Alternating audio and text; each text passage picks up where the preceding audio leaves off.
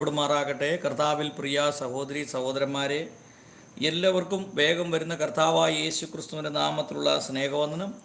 ഇന്ന് നമ്മോടൊപ്പം ആയിരിക്കുന്നത് പാസ്റ്റർ ഷാജി ജോസഫാണ്.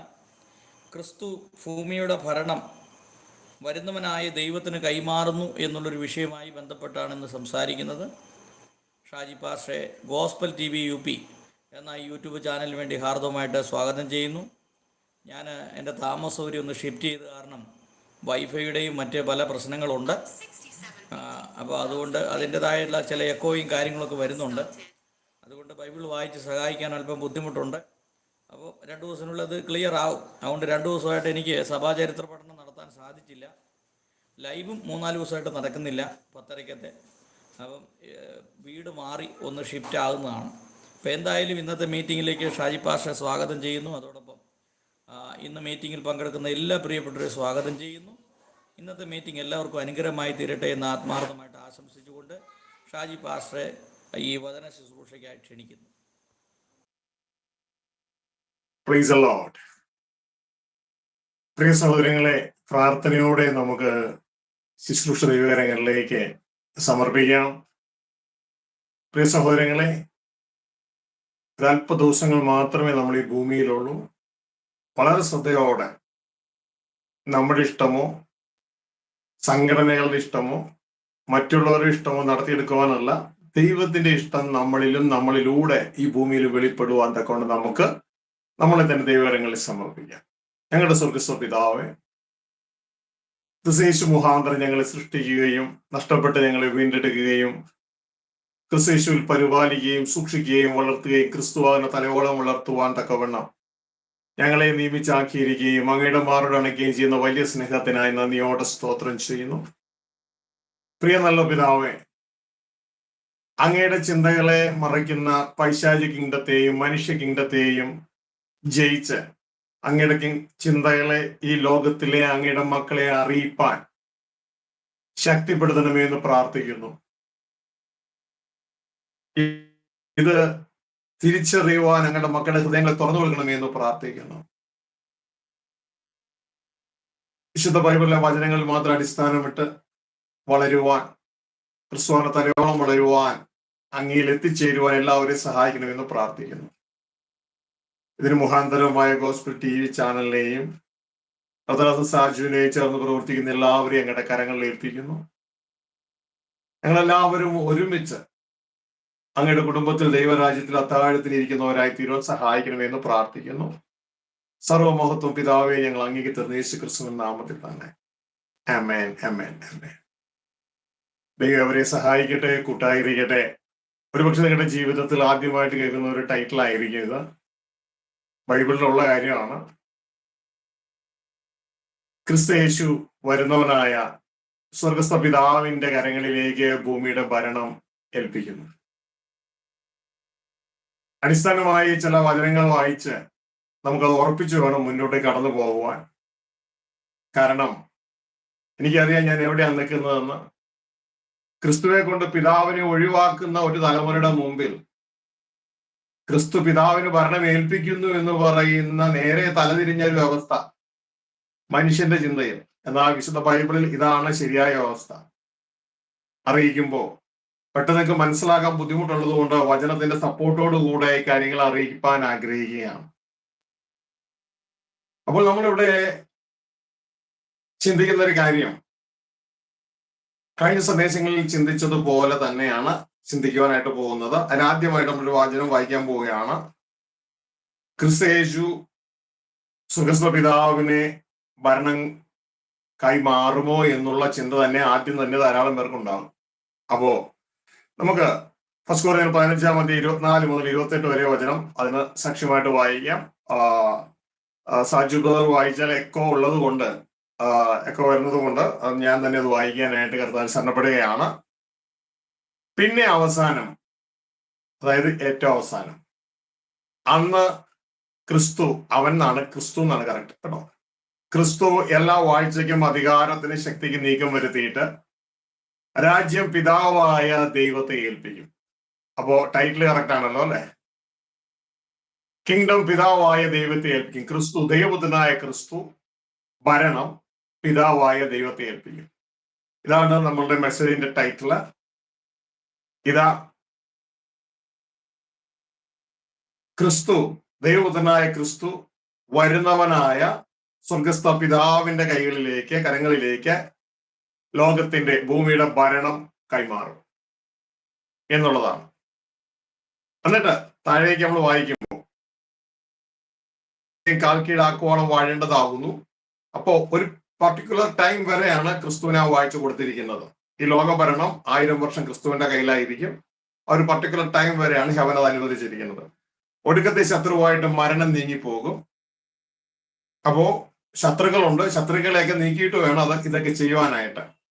സകലത്തെ അവന്റെ കാൽ കീഴിലാക്കിയിരിക്കുന്നു എന്നുണ്ടല്ലോ, സകലതും അവന് ക്രിസ്തുവിന് കീഴ്പ്പെട്ടിരിക്കുന്നു എന്ന് പറഞ്ഞാൽ സകലത്തെയും കീഴാക്കി കൊടുത്ത സ്വർഗസ്ഥ പിതാവ് ഒഴികെ അത്രയെന്ന് സ്പഷ്ടം. സ്വർഗസ്ഥ പിതാവ് എന്ന് അവിടെ ഇല്ല എന്ന് ചേർത്തതാണ്. അത് അങ്ങനെ ആയതുകൊണ്ടാണ് കേട്ടോ. എന്നാൽ ക്രിസ്തുവിന് സകലവും കീഴ്പ്പെട്ട് വന്ന ശേഷം ദൈവം, അതായത് സ്വർഗസ്ഥ പിതാവ് സകലത്തിലും സകലതും ആകേണ്ടതിന് പുത്രൻ ക്രിസ്തു താനും സകലവും തനിക്ക് കീഴാക്കി കൊടുത്തവൻ, അതായത് സ്വർഗസ്ഥ പിതാവിന് കീഴ്പ്പെട്ടിരിക്കും. അപ്പോ ഇത് നമ്മൾ മനസ്സിലാക്കുക. നമ്മളുടെ പലപ്പോഴും ഉള്ള പഠനത്തിൽ ക്രിസ്തു കീഴ്പ്പെട്ടിരിക്കുന്ന പരിപാടിയില്ല, ഈക്വൽ ആയിട്ടിരിക്കുകയാണ്. എന്നാൽ വചനമായിട്ട് തന്നെ പഠിക്കുക എന്നുള്ളത് ജനം മനസ്സിലാക്കുക. തെറ്റിപ്പോയാൽ നമുക്ക് തന്നെയാണ് നാശം. ഇനി സക്കറിയ 14:9 വരുമ്പോൾ നമുക്ക് കാണാം, അവിടെ അന്നാളിൽ, ഇന്ന് മനുഷ്യരാണ് ഭൂമിയുടെ ഭരണാധികാരികൾ.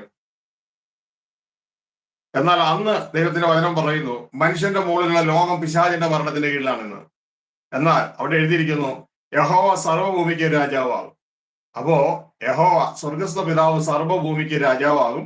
അന്നാളിൽ യഹോവ ഏകനും അവന്റെ നാമം ഏകവുമായിരിക്കും. മുഖാന്തര ഭരണങ്ങളൊക്കെ മാറി യഹോവ നേരിട്ട് ഭൂമിയെ വാഴുന്ന ആ ഒരു തലത്തിലേക്ക് എത്തും എന്നാണ് ഇവിടെ പറയുന്നത്. അപ്പൊ ഇതിന്റെ വിശദീകരണത്തിലേക്കാണ് നമ്മൾ കടന്നു പോകാൻ പോകുന്നത്. അപ്പൊ ആ പ്രവചനം ഇതുവരെ നിവൃത്തിയായിട്ടില്ല, നിവൃത്തിയാകണം. അതിനു മുമ്പാണ് യേശു ക്രിസ്തുവിന്റെ 1000 വർഷ ഭരണമൊക്കെ കഴിഞ്ഞ് ഇത് സംഭവിക്കുന്നത്. അപ്പോഴാണ് യേശു ക്രിസ്തു ഈ ഭരണം പിതാവായ ദൈവത്തിന് കൈമാറുന്നത്. ഇനി ടൈറ്റിലെ കാര്യങ്ങൾ ഫുൾഫിൽ ചെയ്യാൻ ഒരു വചനോട് വായിക്കണം. അവിടെ എഴുതിയിരിക്കുന്നു വരുന്നവനായ ദൈവത്തിന്റെ കയ്യിൽ കാര്യം പരമേൽപ്പിക്കും. അപ്പോ നമുക്ക് എല്ലാവർക്കും അറിയാവുന്ന യേശു ക്രിസ്തു വരുമെന്നുള്ളതാണ്. തീർച്ചയായും യേശു ക്രിസ്തു വരും. നമ്മൾ യേശു ക്രിസ്തുവിന് വരവിന് വേണ്ടി വിശുദ്ധിയെ തികച്ച് കാത്തു നിൽക്കുന്ന ഒരു സമൂഹമാണല്ലോ. എന്നാൽ ആ യേശു ക്രിസ്തുവിന്റെ വരവിന് ശേഷം 1000 വർഷം ഭൂമിയുടെ ഭരണം യേശു ക്രിസ്തു യെരുശലേം തലസ്ഥാനമായി ചെയ്തതിന് ശേഷം പുതിയ ആകാശവും പുതിയ ഭൂമിയും വരികയും അങ്ങോട്ടേക്ക് സ്വർഗസ്ഥ പിതാവ് ഇറങ്ങി വരുന്ന കാഴ്ച നമുക്ക് ഇതാ കാണാനായിട്ട് കഴിയും. അത് കണ്ട കഴിഞ്ഞ 2 സന്ദേശങ്ങൾ നാം പഠിച്ചു. വെളിപ്പാട് 1:4, വെളിപ്പാട് 4:8 ആ ഭാഗങ്ങളൊക്കെ നമ്മൾ വായിക്കും. നമുക്ക് കാണാനായിട്ട് കഴിയുന്നത് സ്വർഗസ്ഥ പിതാവിനെ കുറിച്ച് പറഞ്ഞിരിക്കുന്ന ക്യാപ്ഷൻ എന്ന് പറയുന്നത് ഇങ്ങനെയാണ്. അതിന്റെ ഒന്ന് മാത്രം ഞാൻ വായിക്കാം. യോഹന്നാൻ 7 സഭകൾക്ക് എഴുതുന്നത് ഇരിക്കുന്നവനും ഇരുന്നവനും വരുന്നവനുമായവങ്കിൽ നിന്നും, അപ്പോ അവന്റെ സിംഹാസന മുമ്പിലുള്ള 7 ആത്മാക്കളുടെ പക്കൽ നിന്നും. അപ്പോ ഇരിക്കുന്നവൻ, ഇരുന്നവൻ, വരുന്നവൻ, ഇത് ആർക്കും യേശു ക്രിസ്തു എന്ന് പറയാൻ പറ്റത്തില്ല. കാരണം സാധാരണ യേശു ക്രിസ്തുവിനെ പിതാവിനെ കുറിച്ച് പറഞ്ഞ യേശു ക്രിസ്തുവിലേക്ക് അട്ടിമറിക്കുന്ന ഒരു സ്വഭാവം സഭയിലുള്ള പിശാചിന്റെ മക്കൾക്കുണ്ട്. അങ്ങനെ അത് പിശാചിന്റെ മക്കളാണ്. നമ്മുടെ ആളുകൾ ചെയ്യുന്നെങ്കിൽ അറിവില്ലായ്മ ചെയ്യുന്നതാണ്. എന്നാൽ ഇവിടെ അത് മറിക്കാൻ പറ്റത്തില്ല. കാരണം യേശു ക്രിസ്തുവിനെ കുറിച്ച് അടുത്ത് പറയുന്നത് അവിടെ എഴുതിയിരിക്കുന്നു വിശ്വസ്ത സാക്ഷിയും മരിച്ചവരിൽ ആദ്യജാതനും ഭൂരാജാക്കന്മാരുടെ അധിപതിയുമായ യേശു ക്രിസ്തുവിൽ നിന്നും നിങ്ങൾക്ക് കൃപയും സമാധാനം ഉണ്ടാകട്ടെ. അപ്പൊ സെപ്പറേറ്റഡ് യേശു ക്രിസ്തുവിനെ കുറിച്ച് അവിടെ പറഞ്ഞിട്ടുണ്ട്. അപ്പൊ യേശു ക്രിസ്തുവിനെ കൊണ്ട് വെച്ച് മറിക്കുന്ന ഒരു പരിപാടി ഉള്ളത് അത് ഇവിടെ നടക്കത്തില്ല എന്ന് പറഞ്ഞതേ ഉള്ളൂ കേട്ടോ. അപ്പോ പ്രിയ സഹോദരങ്ങളെ, ഇവിടെ മനസ്സിലാക്കേണ്ട കാര്യം എന്ന് പറയുന്നത് വ്യക്തമായിട്ട് ഇതാ യേശു ക്രിസ്തു പറഞ്ഞൊരു കാര്യം, തന്റെ സുവിശേഷത്തിൽ പറഞ്ഞൊരു കാര്യം, ദൈവരാജ്യം സമീപിച്ചിരിക്കുന്നു. അതിന്റെ അർത്ഥം എന്ന് പറഞ്ഞാൽ ദൈവം ഇതാ ഭൂമിയുടെ ഭരണം ഏറ്റെടുക്കുവാൻ കടന്നു വരുന്നു. അതൊരു കുടുംബ ഭരണമാണ്. ദൈവം തലവനായ ദൈവത്തിന്റെ കുടുംബ ഭരണം. ആ കുടുംബത്തിൽ സ്വർഗസ്ഥ പിതാവും ക്രിസ്തു യേശുവാണുള്ളത്. എന്നാൽ ക്രിസ്തു യേശുവിലൂടെ അനേകം മക്കളെ ജനിപ്പിച്ച് ഇതാ ആ മക്കളുടെ കയ്യിലേക്ക് ഈ ഭരണം ഏൽപ്പിക്കാൻ പോവുകയാണ്. അപ്പോൾ ഇതൊക്കെ ദൈവത്തിന്റെ പദ്ധതിയാണ്. ഫസ്റ്റ് ഓഫ് ഓൾ ക്രിസ്തു യേശുവിലൂടെ തന്റെ മക്കളെ ഒരുക്കണം. ആ മക്കളുടെ കയ്യിലേക്ക് ദൈവം ഈ ഭരണം ഏൽപ്പിക്കാൻ പോവുകയാണ്. ദൈവം സകലത്തിന്റെയും തലയായി ഏറ്റവും അത്യുന്നതനായ ഭരണാധികാരിയായിരിക്കും. ആ ഭരണാധികാരിയുടെ കീഴിൽ സർവവും ഭരിക്കുന്നത് ദൈവത്തിന്റെ പുത്രനായ ക്രിസ്തു ആയിരിക്കും. ആ ക്രിസ്തുവിന്റെ കീഴിൽ ക്രിസ്തുവിലൂടെ ദൈവത്തിന് ജനിച്ച മക്കളായ നമ്മൾ ഓരോരുത്തരും ആയിരിക്കും ഭൂമിയുടെ ഭരണം ഏറ്റെടുക്കാൻ പോകുന്നത്. അപ്പൊ ഇതൊരു ഹൈറാർക്കിയാണ്. ഇതൊരു ഹൊറിസോണ്ടൽ ഹൈറാർക്കി അല്ല, ഇത് വെർട്ടിക്കൽ ഹൈറാർക്കിയാണ്. അല്ലെങ്കിൽ ഏറ്റവും മുകളിൽ സ്വർഗസ്ഥ പിതാവ്, താഴെ ക്രിസ്തയേശു, ആ ക്രിസ്തുവിന്റെ താഴെ ക്രിസ്തുവിന്റെ അവയവങ്ങളായി നമ്മൾ എല്ലാം വൺ ബോഡി സിസ്റ്റമാണ്. One body system. അതായത് ഇതാണ് ദൈവത്തിന്റെ വചനം പറയുന്നത്, നമ്മുടെ തല ക്രിസ്തു, ക്രിസ്തുവിന്റെ തല ദൈവം. അതൊരു വൺ ബോഡി സിസ്റ്റമായിട്ട് നിൽക്കുന്നത്. മറ്റു രീതിയിൽ ബൈബിളിൽ വചനം എങ്ങനെയാണ് പറയുന്നത്? ക്രിസ്തുവിന്റെ തല ദൈവം, ദൈവത്തിന്റെ ശരീരം ക്രിസ്തു, ദൈവത്തിന്റെ സർവ്വസമ്പൂർണ്ണ ദേഹരൂപമായി ശരീരരൂപത്തിൽ ക്രിസ്തു വസിക്കുന്നു. ശരീരം ക്രിസ്തു, ആ ശരീരത്തിലെ അവയവങ്ങളാണ് ഞാനും നിങ്ങളും. എല്ലാം കൂടി വൺ ബോഡി സിസ്റ്റം. ഈ ഒരു സിസ്റ്റത്തിലേക്ക് നമ്മളെ വിളിക്കുന്നത്. ഇത് നമ്മൾ അറിയാതിരിക്കാൻ പിശാചി അവന്റെ ആളുകൾക്ക് ചേർന്ന് പലതും ഒരുക്കി വെച്ചു സഭയിൽ നമ്മൾ തിരിച്ചറിയാതിരിക്കാൻ. അത് നമ്മൾ വ്യക്തതയോടെ തിരിച്ചറിയണം. പിതാവ്, പുത്രൻ, പരിശുദ്ധാത്മാവ് എന്നുള്ള ബൈബിളിലെ സത്യമായ കാര്യമാണ്. എവിടെയൊക്കെ പിതാവ്, പുത്രൻ, പരിശുദ്ധാത്മാവ് ബൈബിളിൽ പറയുന്നുവോ അതെല്ലാം എന്നെ സംബന്ധിച്ച ആമേനാണ്. യാതൊരു മാറ്റവും ഇല്ല. അങ്ങനെ തന്നെയാണ്. അവരുടെ പ്രവൃത്തിയും അവരുടെ ഇച്ഛകളും ഒന്നാണ്. എന്നാൽ മൂന്ന് വ്യത്യസ്തമായ വ്യക്തിത്വങ്ങളായി അത് പ്രവർത്തിക്കുന്നു. ഇത് സ്വർഗസ്ഥ പിതാവ്, യേശുക്രിസ്തു പറഞ്ഞതുപോലെ ഏകസത്യദൈവമായ സ്വർഗസ്ഥ പിതാവ് ദൈവമാണ്. എന്നാൽ ആ ദൈവത്തിന്റെ മകനാണ് ക്രിസ്തു. ആ ദൈവത്തിന് മകൻ ജനിച്ചാൽ ആ മകനും ദൈവം തന്നെയാണ്. പക്ഷെ അത്യുന്നതനായ സ്വർഗസ്ഥ പിതാവല്ല. പരിശുദ്ധാത്മാവ് എന്ന് പറയുന്നത് ഈ ദൈവത്തിന്റെ ആത്മാവാണ്, ദൈവത്തിന്റെ സ്പിരിച്വൽ ബോഡിയാണ്. ഈ ആത്മാവിലൂടെയാണ് ദൈവം സ്വർഗത്തിൽ വസിക്കുന്ന ദൈവം സർവ്വപ്രപഞ്ചത്തിൽ നിറഞ്ഞു നിൽക്കുന്നത്. ഇതുകൊണ്ടാണ് സങ്കീർത്തനക്കാരൻ പറയുന്നത്, നിന്നെ ഒളിച്ച് ഞാൻ എവിടെ പോകും? നിന്റെ ആത്മാവിനെ ഒളിച്ച് ഞാൻ എവിടെ പോകും? ഞാൻ ഭൂമിയുടെ അറ്റത്ത് പോയാൽ അവിടെ നീയുണ്ട്. ഇതാ ഞാൻ സ്വർഗത്തിൽ ചെന്നാൽ അവിടെ നീയുണ്ട്. ഞാൻ പാതാളത്തിൽ പോയി ഒളിച്ചാൽ അവിടെയും നീയുണ്ട്. എവിടെ ചെന്നാലും നിന്റെ കൈ എന്നെ പിടിക്കും. നിന്റെ ആത്മാവിനെ ഒളിച്ച് ഞാൻ എവിടെ പോകും? അപ്പൊ സ്വർഗത്തിൽ വസിക്കുന്ന ദൈവം തന്റെ ആത്മാവിലൂടെ സർവ്വപ്രപഞ്ചത്തിലും നിറഞ്ഞു നിൽക്കുകയാണ്. ഹല്ലേലൂയ. ദൈവത്തിന്റെ ആത്മാവിന് വ്യക്തിയായി പ്രവർത്തിക്കാൻ കഴിയും, ദൈവത്തിന്റെ ആത്മാവിന് വ്യക്തികളായി പ്രവർത്തിക്കാൻ കഴിയും. ഹല്ലേലൂയ. അതുകൊണ്ടാണ് യേശുക്രിസ്തു ദൈവസിംഹാസനത്തിന് മുമ്പാകെ ഉള്ള 7 ദീപങ്ങൾ ദൈവത്തിന്റെ 7 ആത്മാക്കളെ കാണിക്കുകയാണ്. ഹല്ലേലൂയ. അത് അതിലും കൂടുതലായിട്ട് തിരിയാൻ പറ്റും. നമ്മളുടെ ഈ കയ്യ് ഇതാ ഒരു കൈയായിട്ട് വന്നിട്ട് അതിനെ 5 വിരലുകളായിട്ട് തിരിയുന്നത് പോലെ സമാഗമന കൂടാരത്തിൽ വെച്ചിരിക്കുന്ന നിലവിളക്ക് നമുക്ക് കാണാം. അത് ഒരു കൈയായിട്ട് വന്ന് 7 ശാഖകളായിട്ട് പിരിയുന്നത് നമുക്ക് കാണാൻ കഴിയും. ഇതൊക്കെ പരിശുദ്ധാത്മാവിന്റെ നിഴലുകളാണ്. അപ്പൊ പ്രിയ സുഹൃത്തുക്കളെ, എന്റെ സബ്ജക്ട് അതല്ലാത്തതുകൊണ്ട് ഞാനിപ്പോ അങ്ങോട്ടേക്ക് പോകുന്നില്ല. ഇപ്പോൾ നാം മനസ്സിലാക്കേണ്ടത് ദൈവത്തിന്റെ പദ്ധതി എന്താണ് എന്നുള്ളതാണ്. സ്വർഗത്തിലെ ദൈവം തന്റെ കുടുംബത്തെ ഒരുക്കുകയാണ്. ആ കുടുംബത്തിലൂടെ സ്വർഗത്തിലെ ദൈവം തന്റെ സർവ്വപ്രപഞ്ചത്തെയും വാഴുവാൻ ആഗ്രഹിക്കുന്നു. അങ്ങനെ സകലതും ദൈവം പുതിയതാക്കുകയാണ്. നമ്മൾ കേൾക്കാറില്ലേ, റിനോവേഷൻ എന്നൊക്കെ കേൾക്കാറില്ലേ? റിനോവേഷൻ പറയാറുണ്ടോ? ആ വീട് റിനോവേറ്റ് ചെയ്യുകയാണ്, ആ കോളേജ് റിനോവേറ്റ് ചെയ്യുകയാണ്. ഇതുപോലെ സ്വർഗത്തിലെ ദൈവം സകലതും റിനോവേറ്റ് ചെയ്യുകയാണ്. അപ്പൊ ഇത് നമ്മൾ തിരിച്ചറിഞ്ഞാൽ അതിൽ നമ്മൾ പങ്കാളികളാകണം. വിശുദ്ധ ബൈബിൾ അവസാനിക്കുമ്പോൾ ഇങ്ങനെയാണ് അവസാനിക്കുന്നത്. വെളിപ്പാട് പുസ്തകം 21 വരുമ്പോൾ നമുക്ക് കാണാനായിട്ട് കഴിയുന്ന ഒരു കാര്യം എന്ന് പറയുന്നത്, എന്താ പുതിയ ഭൂമി വരുന്നു, പുതിയ ആകാശം വരുന്നു, പുതിയ യെരൂശലേം വരുന്നു, പുതിയ സൃഷ്ടികളായ മനുഷ്യർ, അതാണ് ദൈവപുത്രന്മാർ, അവർ അതിലേക്ക് വരുന്നു. അപ്പൊ ഈ സമയത്തൊക്കെ ദൈവത്തിന്റെ വചനം പറയാണ്, ഇതാ ദൈവ സകലതും പുതിയതാകുന്നു. അതിന്റെ വെളിപ്പാട് പുസ്തകം 21:5 വരുമ്പോൾ അവിടെ എഴുതിയിരിക്കുകയാണ്, ഇനി മരണം ഉണ്ടാകുകയില്ല, ദുഃഖവും മുറവിളിയും കഷ്ടതയും ഉണ്ടാകുകയില്ല. ഒന്നാമത്തേത് കഴിഞ്ഞുപോയി, കണ്ട പഴയത് പോയെന്ന്. സിംഹാസനത്തിൽ ഇരിക്കുന്നവൻ ഇതാ ഞാൻ സകലതും പുതിയതാക്കുന്നു എന്ന് അരുളി ചെയ്തു. സകലതും പുതിയതാക്കുന്നു. അപ്പൊ എന്റെ മക്കളെ, നമ്മൾ തിരിച്ചറിയണം, ദൈവം സകലതും പുതിയതാക്കുകയാണ്. സിംഹാസനത്തിൽ ഇരിക്കുന്നവൻ അരുളി ചെയ്യുന്നു. ആരാ സിംഹാസനത്തിൽ ഇരിക്കുന്നവൻ? സ്വർഗസ്വപിതാവ്. അപ്പൊ ക്രിസ്തുവോ സൈഡിൽ, കുഞ്ഞാട് സൈഡിൽ നിൽക്കുന്നുണ്ട്. അപ്പൊ സിംഹാസനത്തിൽ ഇരിക്കുന്നവൻ പറയാണ്, ഞാൻ സകലതും പുതിയതാക്കുകയാണ്. അപ്പൊ ഇതിനോട് ചേരണം, നാമും ചേരുവാനായിട്ട് ഇടയാകണം. അല്ലാതെ നാം ഇവിടെ പഴയതും പിടിച്ചുകൊണ്ടിരിക്കുകയല്ല. ഇനിയിപ്പോ പഴയ മനുഷ്യനും അല്ല, പഴയ മനുഷ്യൻ ഉപയോഗിക്കുന്ന ന്യായപ്രമാണം ഒന്നുമല്ല, എല്ലാം പുതിയതാക്കുകയാണ്. കാരണം രാജ്യം മാറുകയാണ്. രാജ്യം മാറി ഇരിക്കുമ്പോൾ നിയമം മാറി, ഭരണകർത്താക്കന്മാർ മാറി, ആ എല്ലാ സ്ട്രക്ചറും മാറി. ഇന്ന് നമ്മൾ ഇരിക്കുന്നത് പണ്ട് ബ്രിട്ടീഷുകാര് ഭൂമി ഇന്ത്യ ഭരിച്ചതുപോലെയാണോ? അല്ല. നമ്മുടേതായ കോൺസ്റ്റിറ്റ്യൂഷൻ മാറി, അല്ലെ? കോൺസ്റ്റിറ്റ്യൂഷൻ ഡോക്ടർ അബ്ദേക്കർ പുതിയ കോൺസ്റ്റിറ്റ്യൂഷൻ ഒക്കെ എഴുതുവാനായിട്ട് ഇടയായി. തുടർന്ന് അതിന്റെ കീഴിലാണ് നമ്മൾ ഇന്ന് പോകുന്നത്, അല്ലെ? ഓരോ സമയവും പുതിയ പുതിയ പുതിയ കാര്യങ്ങളിലേക്ക് വരുന്നത്. പഴയതിലേക്കല്ല നമ്മൾ പോകുന്നത്, എല്ലാം പുതിയതിലേക്ക് കടന്നു വരികയാണ്. അപ്പൊ പ്രിയ സഹോദരങ്ങളെ, നാം ഇത് വ്യക്തതയോടെ മനസ്സിലാക്കി പ്രവർത്തിക്കുക. അപ്പോ ഇനി ഇതുമായുള്ള ബന്ധത്തില് നാം മനസ്സിലാക്കാൻ പോകുന്നത്, എന്താണ് ഈ ദൈവത്തിന്റെ മുഖാന്തര ദൈവത്തിന്റെ ഈ ഇങ്ങനെയുള്ള ക്രമീകരണത്തിന്റെ ആവശ്യം? എല്ലാം പുതിയതാക്കുന്നത് എന്തിനു വേണ്ടിയാണ്? പ്രിയ സഹോദരങ്ങളെ,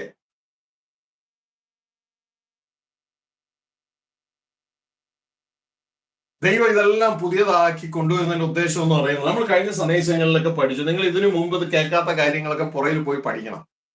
ഇതാ നമ്മൾ ഭൂമിയുടെ 3 ലെവലുകളെ കുറിച്ച് പഠിച്ചു, അല്ലേ? അല്ല, ഇതിന്റെ ശ്രദ്ധിക്കണം. 1, 2, 3 ലെവലുകൾ. ഞാനിപ്പോ ഇത് രണ്ടും മാറ്റി കഴിയുമ്പോൾ ഒരു ഭൂമിയേ ഉള്ളൂ. ഈ ഭൂമി എന്ന് പറയുന്നത് ഇതാ ഉൽപ്പത്തി 1:1 കാണും. ദൈവം ആദിയിൽ ആകാശവും ഭൂമിയും സൃഷ്ടിച്ചു.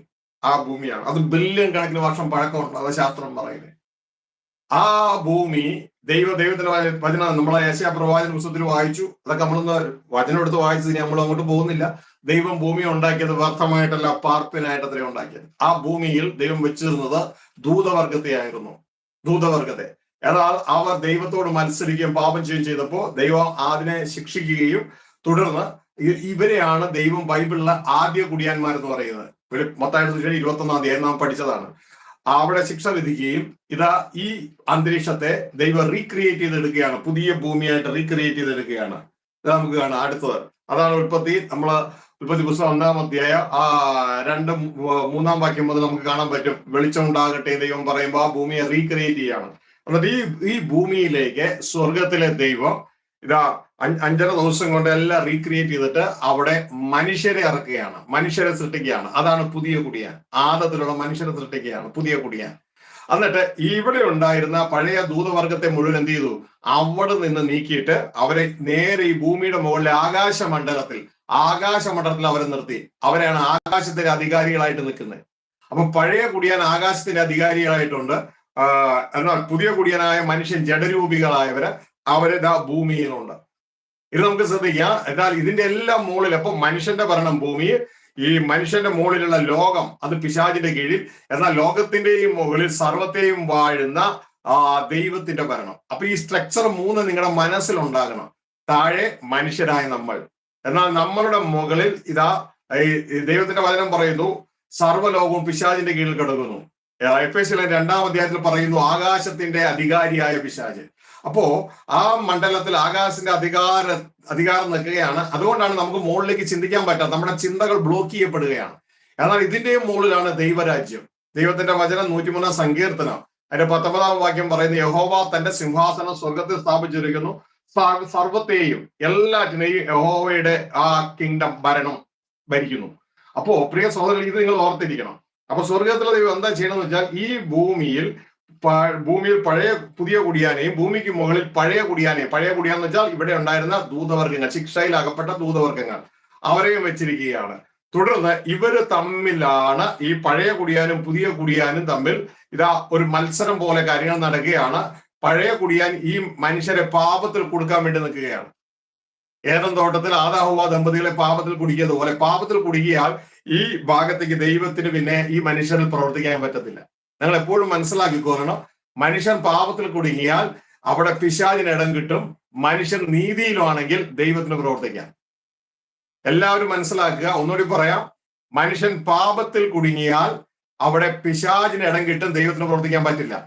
എന്നാൽ മനുഷ്യൻ നീതിയിൽ നിലനിന്നാൽ പിശാചിന് ഇടപെടാൻ പറ്റത്തില്ല, ദൈവം മനുഷ്യനിൽ ഇടപെടും.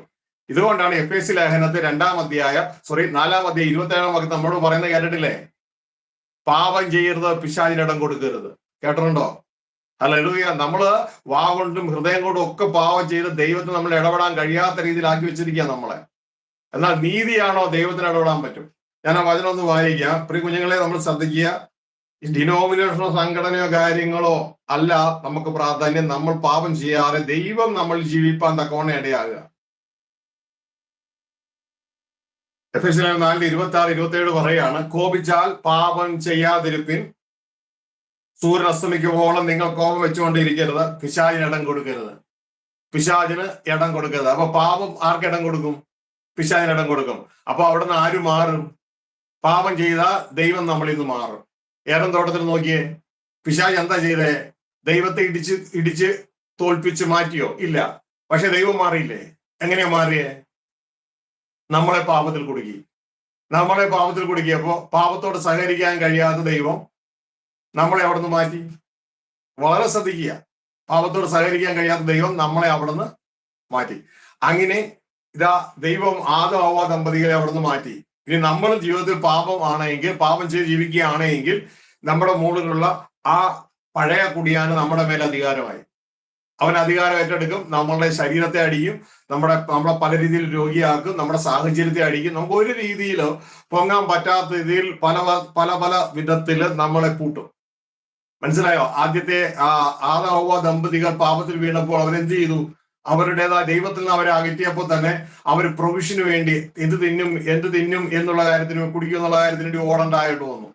അതോടുകൂടി ആദത്തിന്റെ മക്കളെല്ലാം അതിനുവേണ്ടി ഓടണ്ടായിട്ട് വന്നു. അതിനു മുമ്പ് അങ്ങനെ ഒരു വിഷയം ഉണ്ടായിരുന്നോ? ഇല്ല. ദൈവം ഒരുക്കിയത് നമുക്ക് കഴിക്കാമായിരുന്നു. അപ്പൊ പാപത്തിൽ കുടുങ്ങിയപ്പോ എന്തു പറ്റി? പാപത്തിൽ കുടുങ്ങിയവരുടെ നമ്മളുടെ പ്രൊവിഷനായ, നമ്മുടെ സോഴ്സായ ദൈവം നമുക്ക് നഷ്ടപ്പെട്ടു. പിന്നെ നമ്മൾ ആ പ്രൊവിഷന് വേണ്ടി ഓടാൻ തുടങ്ങി. നമ്മൾ അതിന് ഓമന പേരിട്ട് ജോലി, ബിസിനസ് എന്നൊക്കെ വിളിക്കുന്നു, അല്ലെ? ശരിക്കും പറഞ്ഞാൽ ദൈവത്തിൽ നിന്ന് അകന്നതിന്റെ ഭാഗമല്ല അതൊക്കെ. അതിനു മുമ്പ് മനുഷ്യരോട് പറഞ്ഞു നിനക്ക് ഇഷ്ടം പോലെ കഴിച്ചോളാൻ പറഞ്ഞു, അല്ലെ? അപ്പൊ പാപം നമുക്ക് വമ്പൻ ശത്രുവാ. പാപത്തിൽ വീഴരുത്. എന്നാൽ പിശാച് നമ്മളെ പാപത്തിൽ വീഴാൻ വേണ്ടി നിൽക്കുകയാണ് മുകളില്. ഹല്ലേലൂയ. എന്നാൽ യേശുക്രിസ്തുവിന്റെ യേശുവിന്റെ ഡ്യൂട്ടി എന്നാണെന്നറിയാമോ? ഒറിജിനൽ യേശുവിന്റെ ഡ്യൂട്ടി എന്ന് പറഞ്ഞാൽ നിങ്ങൾക്ക് മനസ്സിലാക്കുക, ഈ പാപത്തിന് പരിഹാരം വരുത്തണം. ദൈവദാസന്മാരൊക്കെ ശ്രദ്ധിച്ചേ, ഈ പാപത്തിന് പരിഹാരം വരുത്തിയിട്ട് അപ്പനെ ഭൂമിയിലേക്ക് ഇറക്കണം. പാപത്തിന് പരിഹാരം വരുത്തണം. നിങ്ങൾ വളരെ ശ്രദ്ധിച്ച് മനസ്സിലാക്കിയ കാര്യം. പ്രിയ സഹോദരങ്ങളെ, ദൈവത്തിന്റെ വചനം വളരെ വ്യക്തതയോടെ പറയുന്ന ഒരു കാര്യം, യേശുക്രിസ്തുവിനെ കുറിച്ച്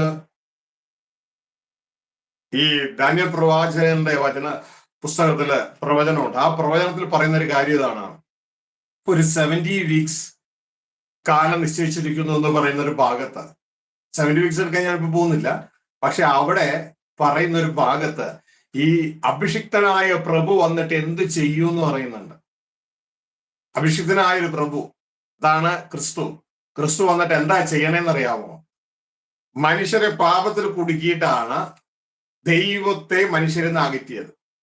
ആ ദൈവം നമ്മോടുകൂടെ ജീവിപ്പാൻ ആഗ്രഹിക്കുകയാണ്, മനുഷ്യരോട് കൂടെ ജീവിക്കാൻ ആഗ്രഹിക്കുകയാണ്. അപ്പോ അതിനുവേണ്ടി എന്ത് ചെയ്യണം? ഈ ഭൂമണ്ഡലത്തെ പാപവിമുക്തമാക്കണം.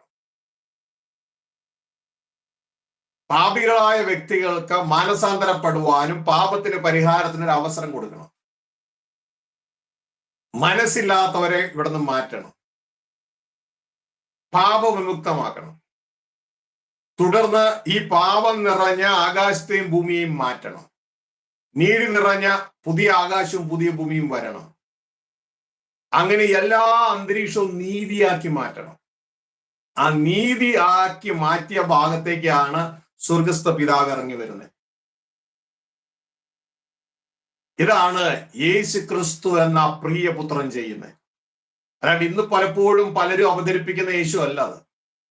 ഇന്ന് പലരും അവതരിപ്പിക്കുന്ന യേശു എന്ന് പറയുന്നത് അബ്ശാലോം യേശുവാണ്. അതായത് ദാവീദിന്റെ സിംഹാസനം തട്ടിയെടുത്ത് അവിടെ കയറിയിരിക്കുന്ന യേശു, അപ്പന്റെ സിംഹാസനം തട്ടിയെടുത്ത് അവിടെ കയറിയിരിക്കുന്ന യേശു. അങ്ങനെയല്ല. ഈ പിതാവിന് ഈ പുത്രനെ കൊണ്ട് ഭരിപ്പിക്കാനാണ് താല്പര്യം. അവിടെ പുത്രനെ കൊണ്ട് താൻ ഒഴിഞ്ഞു മാറുകയല്ല. പുത്രനായ ക്രിസ്തുവിന് പിതാവിനെ കൊണ്ടുവരാനാണ് താല്പര്യം. ഇത് നാം തിരിച്ചറിയുക. അപ്പൊ ഇവിടെ മനസ്സിലാക്കേണ്ട കാര്യം എന്ന് പറയുന്നത്, ഈ ക്രിസ്തു എന്താ ചെയ്യണമെന്ന് അറിയാമോ? ഈ ക്രിസ്തു പാപങ്ങൾക്ക് പരിഹാരം. ഈ പാപം വന്നാൽ നമ്മൾ ദൈവവും തമ്മിലാകലും. ഇത് പിശാചിന് അറിയാം, പക്ഷെ നമ്മൾ അറിയുന്നില്ല. നമ്മൾ വ്യക്തതയോടെ മനസ്സിലാക്കുക. ഇതാ 2 വചനങ്ങൾ ഞാൻ വായിക്കാം. യെശയ്യാ പ്രവാചകന്റെ പുസ്തകം. പാപം വന്നെയും സംഭവിക്കുമെന്നാണ് ദൈവത്തിന്റെ വചനം പറയുന്നത്. O Lord, I love you, give you glory. യെശയ്യാ പ്രവാചകന്റെ പുസ്തകം 59-ാം അധ്യായം.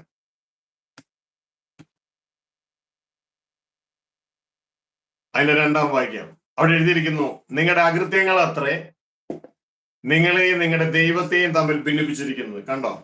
പാപം എന്ത് ചെയ്യുന്നത് കണ്ടോ? നമ്മളെയും നമ്മുടെ ദൈവത്തെയും തമ്മിൽ അകറ്റിയല്ലേ പാപം? നിങ്ങളെയും നിങ്ങളുടെ ദൈവത്തെയും തമ്മിൽ ഭിന്നിപ്പിച്ചിരിക്കുന്നത്.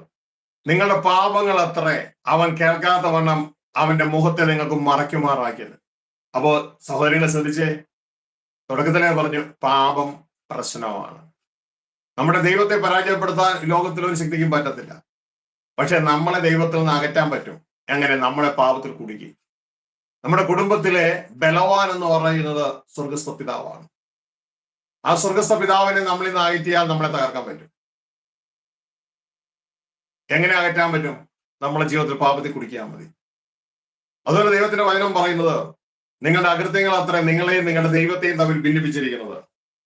നിങ്ങളുടെ പാപങ്ങൾ അത്രേ ദൈവം കേൾക്കാത്ത വണ്ണം ദൈവത്തിന്റെ മുഖത്തെ നിങ്ങൾക്ക് മറയ്ക്കുമാറാക്കിയത്. അപ്പൊ എന്റെ പ്രിയ കുഞ്ഞുങ്ങളെ, പാപത്തിൽ ജീവിക്കരുത്. വളരെ ശ്രദ്ധയോടുകൂടെ പാപത്തിൽ നിന്ന് ഒഴിഞ്ഞു മാറാൻ ദൈവം നമ്മളോട് ഓർപ്പിക്കുകയാണ്. ഞാൻ നേരത്തെ കേട്ടു, കോപിച്ചാൽ പാപം ചെയ്യരുത്, സൂര്യൻ അസ്തമിക്കുമ്പോഴും കോപിച്ചുകൊണ്ടിരിക്കരുത്, പിശാചിന് ഇടം കൊടുക്കരുത്. അപ്പൊ പാപം പിശാചിന് ഇടം കൊടുക്കും, ദൈവത്തിന്റെ ഇടം മാറ്റും. ഇത് വ്യക്തമായി മനസ്സിലാക്കുക. ഒന്നിട്ട് പറയാം, പാപം പിശാചിന് ഇടം കൊടുക്കും, ദൈവത്തിന് നമ്മളിലുള്ള ഇടത്തെ മാറ്റും. അതുകൊണ്ട് സൂക്ഷിക്കുക. ഹല്ലേലൂയ. അപ്പോ ഇനി യേശു ക്രിസ്തു ഈ ഭൂമിയിൽ ചെയ്യുന്ന കാര്യം എന്ന് പറയുന്നത് ഈ പാപത്തിന് പരിഹാരം വരുത്തുകയാണ്, നിത്യമായ നീതി വരുത്തുകയാണ്. എന്തിനാ ഇതൊക്കെ ചെയ്യണേ? പാപം ദൈവത്തെ അകറ്റുന്നു, പക്ഷെ നീതി ദൈവത്തെ അടുപ്പിക്കുന്നു. ഇതാണ് യേശു ക്രിസ്തു ചെയ്യുന്നത്. അതിന്റെ അവസാന സ്വർഗസ്ഥ പിതാവിനെ നമ്മോടുകൂടെ ഒരുമിപ്പിക്കുകയാണ്. ഇതിന്റെ പേരാണ് മിനിസ്ട്രി ഓഫ് റീകൺസിലിയേഷൻ. ക്രിസ്തുവിൽ സ്വർഗവും ഭൂമിയും കൂടി ഒന്നാവുകയാണ്, ദൈവവും മനുഷ്യനും കൂടി ഒന്നാവുകയാണ്. ദാനിയേൽ പ്രവാചകന്റെ പുസ്തകത്തിലേക്ക് നമ്മൾ കടന്നു വരുമ്പോൾ അതിന്റെ 9-ാം അധ്യായം 24-ാം വാക്യത്തില് ദാനിയേലിന്റെ പ്രാർത്ഥനയ്ക്ക് ഉത്തരവുമായി ദേവദൂതൻ വന്നിട്ട് പറയുന്ന ഒരു കാര്യം ഇതാണ് ദാനിയേലിനോട്.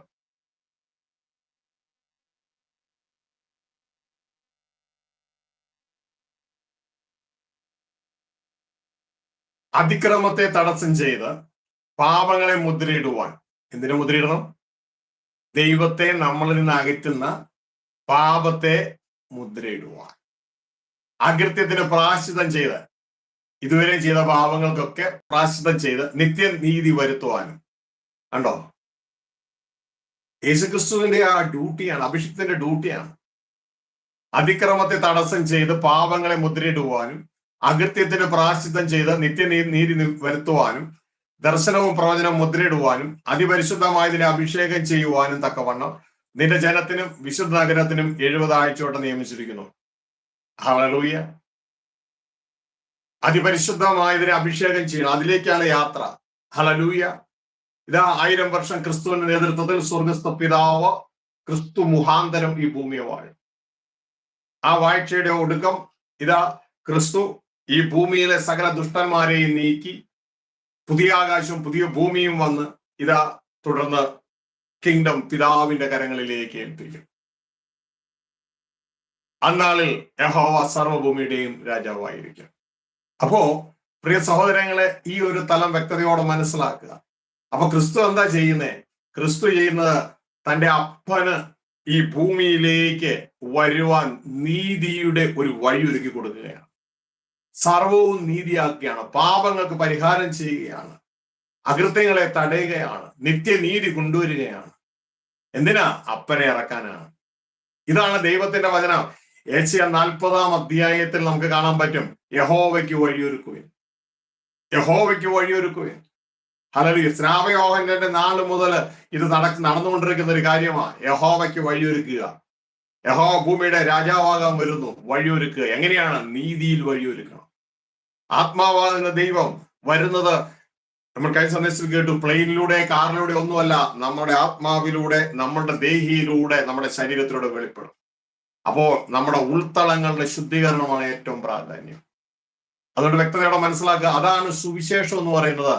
ദൈവം നമ്മളോടുകൂടെ ജീവിപ്പാൻ, വാഴുവാൻ കടന്നു വരികയാണ്. ഹല്ലേലൂയ. ഇതാണ് യേശു പറഞ്ഞത്, ദൈവരാജ്യം സമീപിച്ചിരിക്കുന്നു, നിങ്ങൾ മാനസാന്തരപ്പെട്ട് സുവിശേഷത്തിൽ വിശ്വസിപ്പിൻ. യേശു അത് പ്രസംഗിക്കും. ആ സുവിശേഷം പ്രസംഗിക്കുമ്പോൾ നമ്മളിന്ന് പ്രസംഗിക്കുന്ന സുവിശേഷമായ കാൽവരി ക്രൂശിലെ മരണമൊന്നും ഉണ്ടായിട്ടില്ല. അതൊക്കെ ഉണ്ടാകുന്നതിന് മുമ്പ് യേശു സുവിശേഷം പ്രസംഗിച്ചു. അതാണ് ദൈവരാജ്യത്തിന്റെ സുവിശേഷം. ദൈവം നമ്മളോടുകൂടെ വാഴാൻ കടന്നു വരുന്നു. യഹോവയ്ക്ക് വഴിയൊരുക്കിന്. എങ്ങനെ? മാനസാന്തരത്തിലൂടെ. ഹല്ലേലൂയ. ഞാനീ പറഞ്ഞതിന്റെ അർത്ഥം ഉടനെ ഇത് കേൾക്കുമ്പോൾ ചിലർ ചെയ്യും, യേശു കാൽവരി മരിച്ച പ്രസംഗിക്കണ്ടെന്ന് ഈ വ്യക്തി പറഞ്ഞത്. അങ്ങനെയല്ല. യേശു കാൽവരി ക്രൂശിൽ മരിച്ചത് നമ്മൾ ഈ സന്ദേശത്തിലേക്ക് അപ്പനോടുകൂടെ ജീവിക്കാനുള്ള വഴിയൊരുക്കലാണ്. പാപങ്ങൾക്ക് പരിഹാരം ചെയ്യുകയായിരുന്നു. നമ്മളിപ്പോ വായിച്ച ദാനിയേൽ 9:24 വായിച്ചതുപോലെ ഇതാ ആ പാപങ്ങളെ മുദ്രയിട്ടു, അകൃത്യത്തിന് പ്രായശ്ചിത്തം ചെയ്തു, നീതി വരുത്തുവാനുള്ള ക്രമീകരണമായിരുന്നു അത്. ഹല്ലേലൂയ, വഴിയൊരുക്കലായിരുന്നു അത്. അത് വ്യക്തതയോടെ തിരിച്ചറിയുക. കുരുടന്മാരായ വഴികാട്ടികളാണ് ഇന്ന് അനേകരെ നരകത്തിലേക്ക് തള്ളുന്നത്. നമ്മൾ എപ്പോഴും ശ്രദ്ധിച്ചോളണം. വളരെ ശ്രേഷ്ഠമേറിയ ജോലിയാണ് ആ ദൈവത്തിന്റെ വായായി ഭൂമിയിൽ ഇരിക്കുന്നത്. പക്ഷെ അപ്പൊ തന്നെ ദൈവം ഏൽപ്പിച്ചിട്ടില്ല എങ്കിൽ നാം അത് ചെയ്യരുത്. ഏറ്റവും അപകടം പിടിച്ച വേലയും കൂടെയാണ്.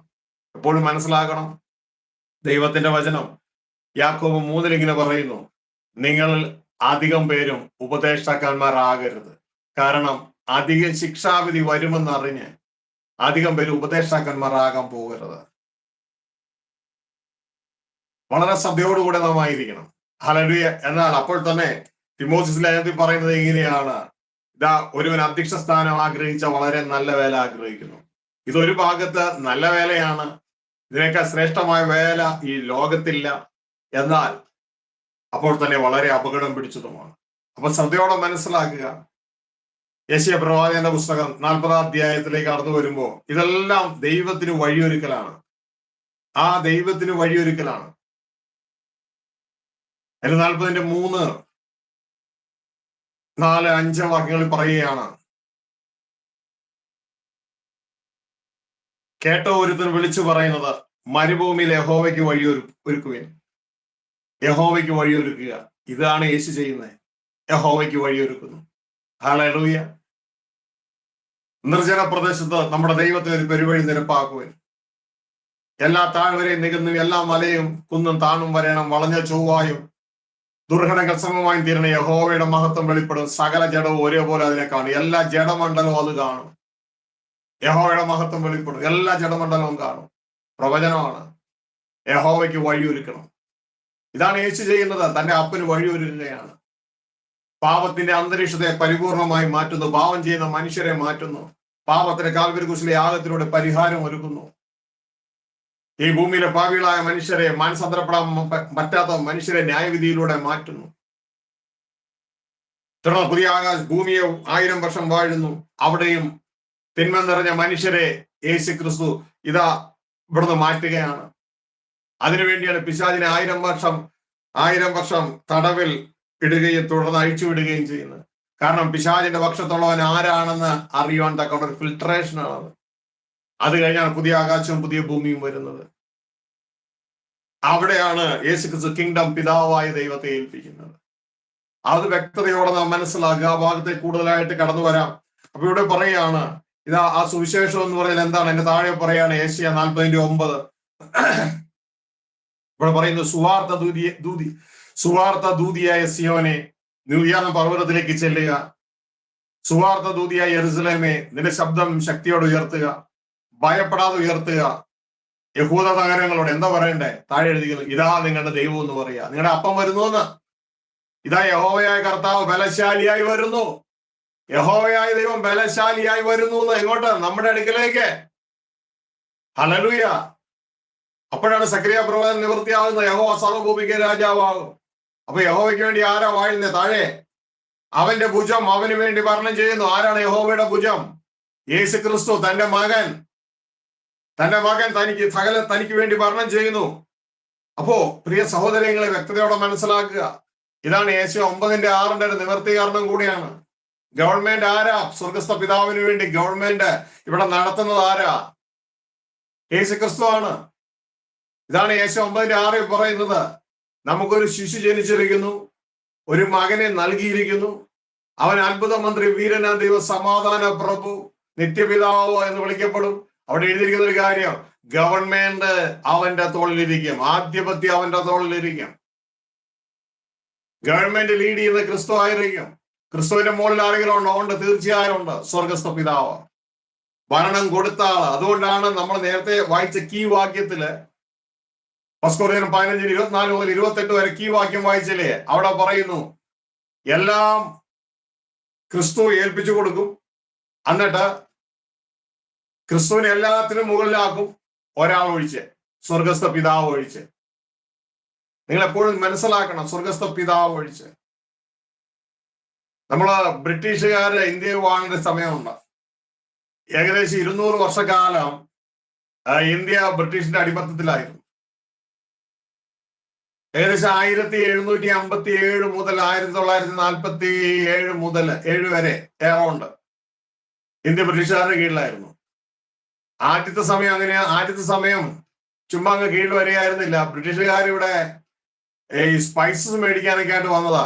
ഏലം, കുരുമുളക് അതൊക്കെ മേടിക്കാൻ വേണ്ടി വന്ന് ഈസ്റ്റ് ഇന്ത്യ കമ്പനി എന്ന് പറഞ്ഞൊരു ട്രേഡിംഗ് കമ്പനിയായിരുന്നു. ഒരു ട്രേഡിംഗ് കമ്പനി അങ്ങനെ വന്ന് അവരുടെ ആധിപത്യത്തിലേക്കായി. അങ്ങനെ അവരുടെ ആധിപത്യത്തിലേക്കായി ഇന്ത്യ അവരുടെ കൺട്രോളിലേക്കായി കുറച്ച്. അങ്ങനെ അവർ ഇന്ത്യ വാഴാൻ തുടങ്ങി.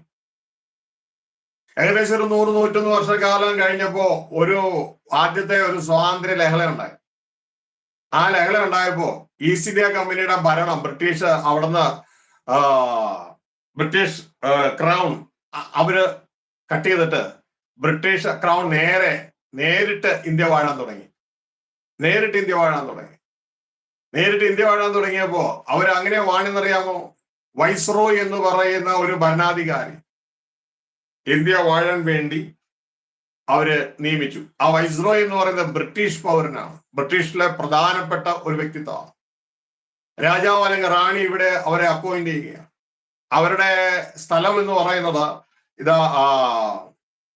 വൈസ്രോയ് ഭവൻ എന്ന് പറയുന്ന ഒരു ഡൽഹിയിൽ ഒരു സ്ഥലത്താണ് അവർ പ്രധാനമായിട്ട് കേന്ദ്രീകരിച്ചിരുന്നത്. ഇന്നത്തെ നമ്മുടെ രാഷ്ട്രപതി ഭവൻ എന്നറിയപ്പെടുന്ന സ്ഥലം. അപ്പൊ ഈ വൈസ്രോയ് ഭവനിൽ നിന്നാണ് ഇവര് ഇന്ത്യയുടെ ഭരണം ഹാൻഡിൽ ചെയ്തത്. ഈ വൈസ്രോയ് ആണ് ഇന്ത്യയിലെ ഏറ്റവും അധികാരമുള്ള വ്യക്തി. ഏറ്റവും ടോപ്പാണ് ഈ വൈസ്രോയ്. ഈ വൈസ്രോയ്ക്ക് മുകളിൽ ഇന്ത്യയിൽ ആരുമില്ല.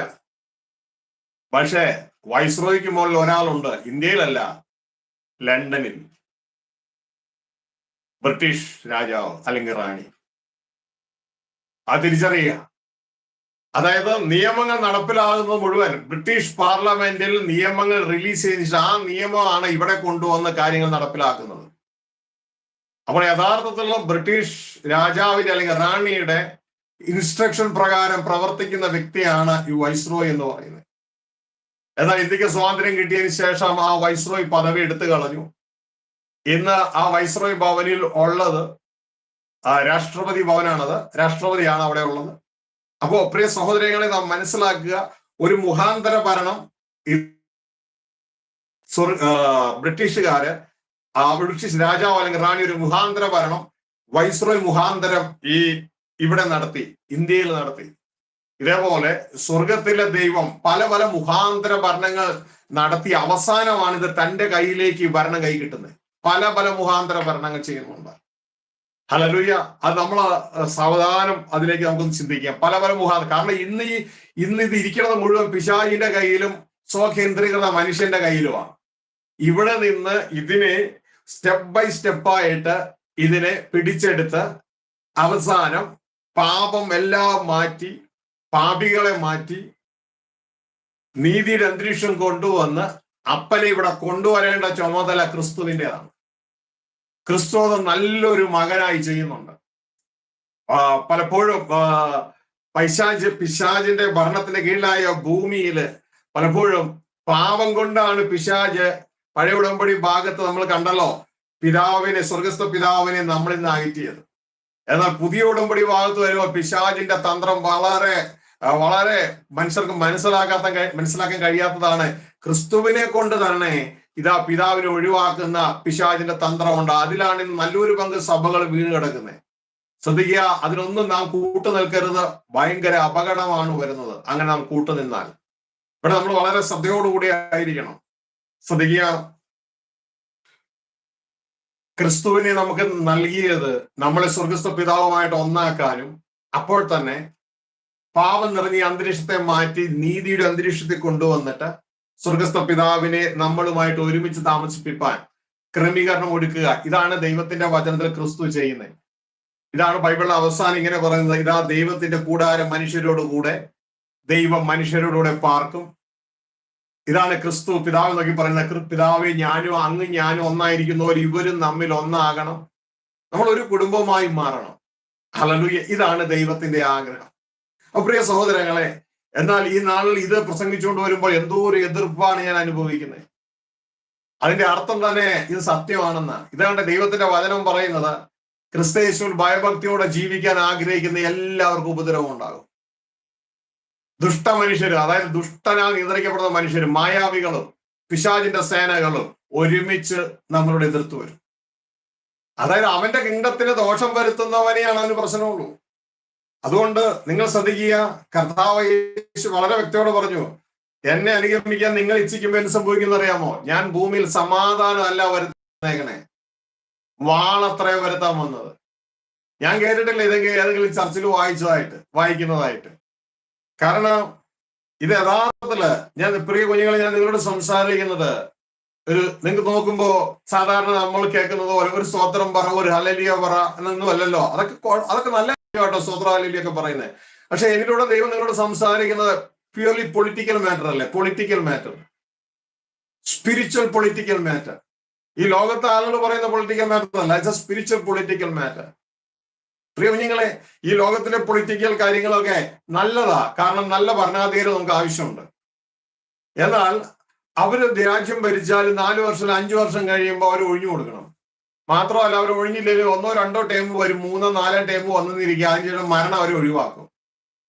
പക്ഷെ ഞാൻ നിങ്ങളോട് സംസാരിക്കുന്ന ഈ പൊളിറ്റിക്കൽ മാറ്റർ എന്ന് പറയുന്നത് ഇത് മരണം ഒഴിവാക്കുന്നതല്ല, നിത്യമായ ആ ഭരണത്തിലേക്ക് നിങ്ങൾക്ക് അടക്കാവുന്നതാണ്.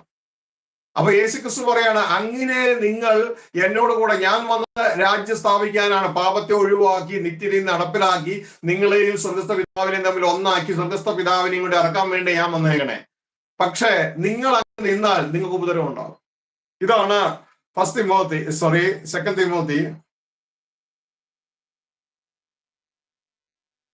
അതിന്റെ 3-ാം അധ്യായത്തിലേക്ക് നമുക്ക് കടന്നു വരുമ്പോ അദ്ദേഹം പറയണേ, ഞാൻ എന്തൊക്കെ ഉപദ്രവം സഹിച്ചെന്നറിയാമോ? എന്തൊക്കെ ഉപദ്രവ! ഇതാ 3:11 മുതൽ, അന്ത്യോക്യയിൽ, ഇക്കോനിയയിൽ, ലുസ്ത്രയിൽ എനിക്ക് സംഭവിച്ച ഉപദ്രവവും കഷ്ടാനുഭവം കണ്ടറിഞ്ഞിരിക്കുന്നു. ഞാൻ എന്തെല്ലാം ഉപദ്രവം സഹിച്ചു നോക്കിയ സഹോദരങ്ങളെ, എന്തെല്ലാം ഉപദ്രവം സഹിച്ചു, അതിലെല്ലാം നിന്ന് കർത്താവ് എന്നെ വിടുവിച്ചു. എന്നിട്ട് നമ്മളോട് പറയാണ്, എന്നാൽ ക്രിസ്തയേശുവിൽ ഭക്തിയോടെ ജീവിക്കാൻ മനസ്സുള്ള എല്ലാവർക്കും ഉപദ്രവം ഉണ്ടാകും. കണ്ടോ, സീലടിച്ച് തരുന്നുണ്ടോ? ക്രിസ്തയേശുവിൽ ഭക്തിയോടെ ജീവിക്കാൻ മനസ്സുള്ള ചിലർക്കല്ല, എല്ലാവർക്കും ഉപദ്രവം ഉണ്ടാകും. സീലടിച്ചു തരിക. അതിന്റെ അർത്ഥം, മോളെ നീ ക്രിസ്തുവിന്റെ പേരിൽ ജീവിച്ചാൽ നിനക്ക് വലിയ കുഴപ്പമൊന്നും ഉണ്ടാവില്ല. ക്രിസ്തുവെ അനുസരിച്ച് ജീവിക്കുക, ക്രിസ്തുവിന്റെ ശരീരമായി ജീവിച്ചാൽ നിനക്ക് ഉപദ്രവം ഉണ്ടാവും, ഉറപ്പാ. ഹല്ലേലൂയ. പൗലോസ് ഞാൻ എന്തോരം ഉപദ്രവം സഹിക്കണം, നിങ്ങൾക്കും ഉണ്ടാവും ഉപദ്രവം. എന്നിട്ട് പറയാണ്, ആരൊക്കെ ഉപദ്രവിക്കാൻ വരുന്നത്? ദുഷ്ടമനുഷ്യരും മായാവികളും വഞ്ചിച്ചും വഞ്ചിക്കപ്പെട്ടും കൊണ്ട് മേൽക്കുമേൽ ദോഷത്തിന് മുതിർന്നു വരും. ദുഷ്ടന്റെ ആളുകളുണ്ട്, അതിന്റെ വീട്ടിലുണ്ടാകും, നിന്റെ ചർച്ചിലുണ്ടാകും, നിന്റെ ചുറ്റുവട്ടത്തുണ്ടാകും. പിശാചിന്റെ ആ മക്കളെന്ന കളകളെന്ന അവരുടെ പേര്. അവർ ഉപദ്രവിച്ചുകൊണ്ട് വരും, മായാവികൾ ഉപദ്രവിച്ചുകൊണ്ട് വരും. പിശാചിന്റെ ആളുകളാണ്, ഉപദ്രവിച്ചു വരും. അപ്പോ നമ്മൾ ആ ഭാഗത്ത് നമ്മൾ മനസ്സിലാക്കിക്കോളാം. ഇതാണ് കർത്താവ് യേശു മത്തായിയുടെ സുവിശേഷം 10-ാം അധ്യായം 34-ാം വാക്യത്തിൽ പറയുന്ന ഒരു കാര്യം എന്ന് പറയുന്നത്, രക്തബന്ധത്തിൽ നിന്നൊക്കെ ഉപദ്രവം ഉണ്ടാകും. അവിടെ എഴുതിയിരിക്കുകയാണ് 10:34. ഞാൻ സാധാരണ ഒരു ചർച്ചിലൊന്നും വായിച്ചു കേൾക്കാറില്ല കേട്ടോ. ഇതൊക്കെ വായിക്കണം. ദൈവരാജ്യം പ്രസംഗിക്കുമ്പോൾ ഇതൊക്കെ വരും. ഞാൻ ഭൂമിയിൽ സമാധാനം വരുത്തുവാൻ വന്നു എന്ന് നിരൂപിക്കരുത്. നമ്മളൊക്കെ ചിന്തിക്കുന്നത് എന്തുവാ? യേശുക്രിസ്തു വന്നതിന് വേണ്ടിയാ? സഹോദരങ്ങൾ എന്താ ചിന്തിക്കണേ?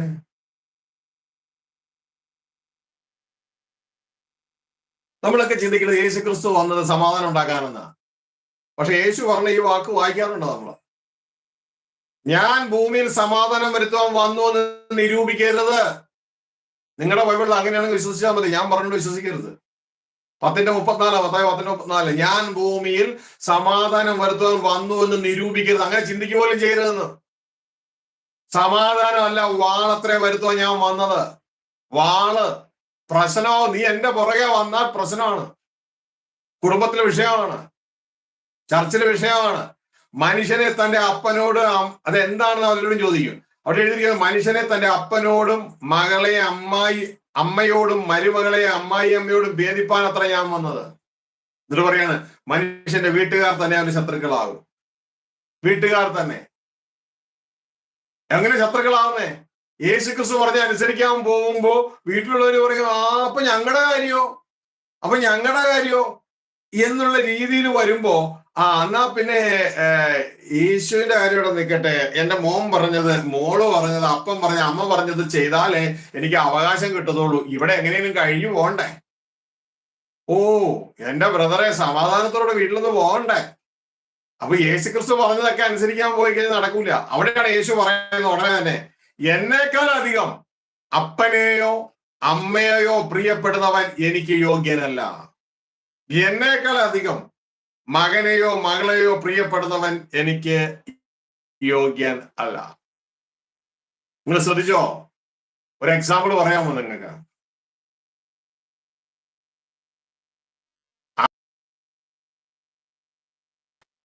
ആദം ഹവ്വ ദമ്പതി കുടുംബത്തിലെ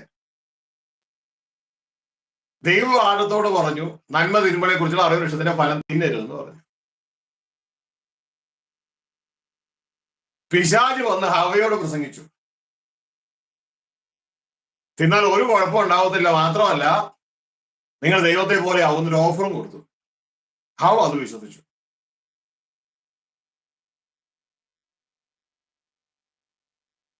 ആ സഹോദരി വന്നത് ആദത്തോട് പറഞ്ഞു. സഹോദരിയുള്ള സ്നേഹം നിമിത്തം ആദം അതങ്ങ് വിശ്വസിച്ചു. ഹവ്വ പറഞ്ഞ അനുസരിച്ചു. ദൈവം എന്നാ പറഞ്ഞേ? നീ എന്റെ വാക്കിൽ ഉപരി ഞാൻ തന്ന സ്ത്രീയുടെ വാക്കനുസരിച്ച നിമിത്തം ഭൂമി ശപിക്കപ്പെട്ടിരിക്കുന്നു. ശ്രദ്ധിക്കുക, നമ്മളെല്ലാം മരണത്തിൽ കൂടി, നമ്മുടെ തേജസ് നഷ്ടപ്പെട്ടു. ദൈവത്തെക്കാൾ ഉപരി, ദൈവപുത്രനേക്കാൾ ഉപരി വേറെ ആരെയും അനുസരിക്കാൻ പോകരുത്. കാരണം ഇന്ന് കാണുന്ന എല്ലാ ജഡകുഞ്ഞങ്ങളെയും സ്നേഹിക്കുക, ദൈവം നമ്മളെ ഏൽപ്പിച്ചിട്ടുള്ള അവരോടുള്ള ഉത്തരവാദിത്തങ്ങൾ ചെയ്യുക, ദൈവത്തെക്കാൾ ഉപരി അവരെ ആരെ അനുസരിക്കാൻ പോകരുത്. നമ്മൾ വളരെ ശ്രദ്ധയോടുകൂടി ആയിരിക്കും. ഇക്കാര്യം മനസ്സിലാക്കുക, അല്ലെങ്കിൽ നാം അപകടത്തിൽ പോകും. ഇനി നമ്മളിതിന് വീണിട്ട് വേണ്ട നമുക്ക് ഇവിടെ തിരിച്ചു വരാൻ. നന്മ തിന്മകളെ തിരിച്ചറിയാൻ തഴക്കത്താൽ അഭ്യസിച്ച ഇന്ദ്രിയങ്ങൾ, ഇത് നമ്മൾ ആ ഇന്ദ്രിയത്തിൽ വീഴേണ്ട.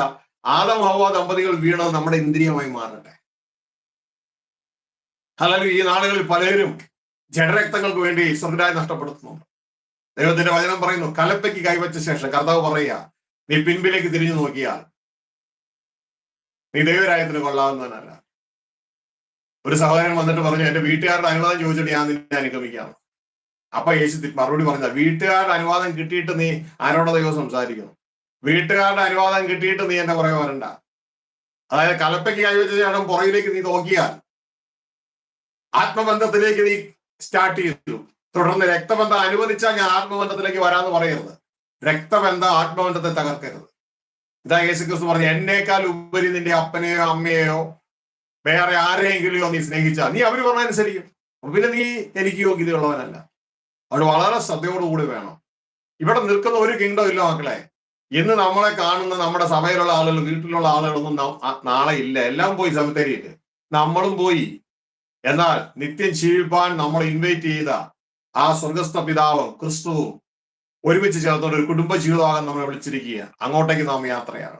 അപ്പൊ ഞാൻ ഈ പറഞ്ഞതിന്റെ നല്ലൊരു മുഖ സഭകളിൽ ഈ വചനമൊന്നും വായിക്കത്തില്ല. ഫസ്റ്റ് കൊറിന്ത്യൻ 15-ാം അധ്യായം 24, 25, 26, 27, 28 ഏതെങ്കിലും വായിച്ച് നിങ്ങൾ കേട്ടിട്ടുണ്ടോ? വായിക്കാൻ ബുദ്ധിമുട്ട് വരും. കാരണം അവർ അങ്ങനത്തെ ഒരു സെറ്റപ്പ് ഉണ്ടാക്കിയിട്ട് ഇതിനൊക്കെ ബ്ലോക്ക് ചെയ്യുന്ന ഒരു സെറ്റപ്പാണ് പിശാച് സെറ്റ് ചെയ്ത് വെച്ചിരിക്കുന്നത്. ഹല്ലേലൂയ. ഒരിക്കലും വായിക്കാൻ പറ്റാത്തതിന്റെ കാരണം ഇതാണ്, പിതാവ് പുത്രൻ പരിശുദ്ധാത്മാവ് എന്ന് പറയുന്ന സത്യമായ കാര്യം ബൈബിളില്. എന്നാൽ പിതാവും പുത്രനും പരിശുദ്ധാത്മാവും കൂടെ പാർട്ണർഷിപ്പിൽ ഒരു ഒറ്റ ദൈവവും നാം 3-ാം നൂറ്റാണ്ടിൽ സെറ്റ് ചെയ്ത് വെച്ചത് ഭയങ്കര ഒരു കുരുക്കായിപ്പോയി. ഈ വചനങ്ങളൊന്നും നമുക്ക് വായിക്കാൻ പറ്റത്തില്ല സഭയില്. ഹല്ലേലൂയ. നമ്മളെപ്പോഴും ശ്രദ്ധിച്ചോളാണ്, ദൈവത്തിന്റെ വചനത്തിനെ വായിക്കാൻ പറ്റാത്തതൊന്നും നമ്മുടെ വിശ്വാസത്തിൽ ഉണ്ടാകരുത്. അപ്പോൾ ഈ കാര്യങ്ങളിലേക്ക് നമുക്ക് തിരിച്ചു വരാം. ആ ഹൊറിസോണ്ടൽ ഹൈറാർക്കി അല്ല, വെർട്ടിക്കൽ ഹൈറാർക്കിയാണ്. വ്യക്തതയോടെ തിരിച്ചറിയുക. നമ്മുടെ ജീവിത ലക്ഷ്യം എന്ന് പറയുന്നത് സ്വർഗസ്ഥ പിതാവിനോട് കൂടെ യേശു ക്രിസ്തുവിൽ ഒരു കുടുംബമായി തീരാൻ നമ്മളെ വിളിച്ചിരിക്കുകയാണ്. തുടർന്ന് ദൈവത്തിന്റെ പ്രോപ്പർട്ടിയായ ആ ഭൂമിയുടെ ഭരണം നമ്മുടെ കയ്യിൽ ഏൽപ്പിക്കും. തുടർന്ന് ദൈവത്തിന് എന്തൊക്കെ ഏൽപ്പിക്കാൻ താല്പര്യമുണ്ടോ അതൊക്കെ ഏൽപ്പിക്കാൻ നമ്മൾ തയ്യാറായിരിക്കുക എന്നുള്ളതാണ്. അപ്പോ ഈ ഒരു ഭാഗം നമ്മളിപ്പോൾ മനസ്സിലാക്കി, ഈ മുഖാന്തര ഭരണത്തിന്റെ ആ സിസ്റ്റം. അപ്പൊ ഇവിടെ യേശു ക്രിസ്തു ഇത് ചെയ്യുന്നത് 3 ലെവലുകളിലായിട്ടാണ് നമ്മൾ കഴിഞ്ഞ സന്ദേശത്തില് നമ്മൾ മനസ്സിലാക്കിയ ഒരു കാര്യമുണ്ട്. സ്വർഗരാജ്യം അല്ലെങ്കിൽ ദൈവരാജ്യം 3 പറമാവിൽ ഒളിച്ചു വെച്ച പുളിപ്പിനോട് സദൃശമാണ്. അതായത് 3 പറമാവിൽ ഒളിച്ചു വെച്ച ആ പുളിപ്പ് എന്ന് പറയും. ഇത് 3 സ്റ്റേജുകളായിട്ടാണ് ഇതിന്റെ കാര്യങ്ങൾ നടക്കുന്നത്. 3 സ്റ്റേജുകളായിട്ട്. അപ്പോ ഇത് മനസ്സിലാക്കാനായിട്ട് ലോർഡ് ഐ ലവ് യു, നമുക്ക് ആ വചനം ഒന്ന് വായിക്കാം. മത്തായിയുടെ സുവിശേഷം 13-ാം അധ്യായം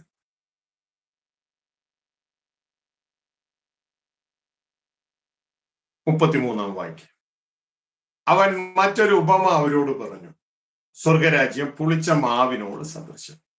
അതൊരു സ്ത്രീ എടുത്ത് 3 പറമാവിൽ എല്ലാം പുളിച്ചു വരുവോളം അടക്കി വെച്ചു.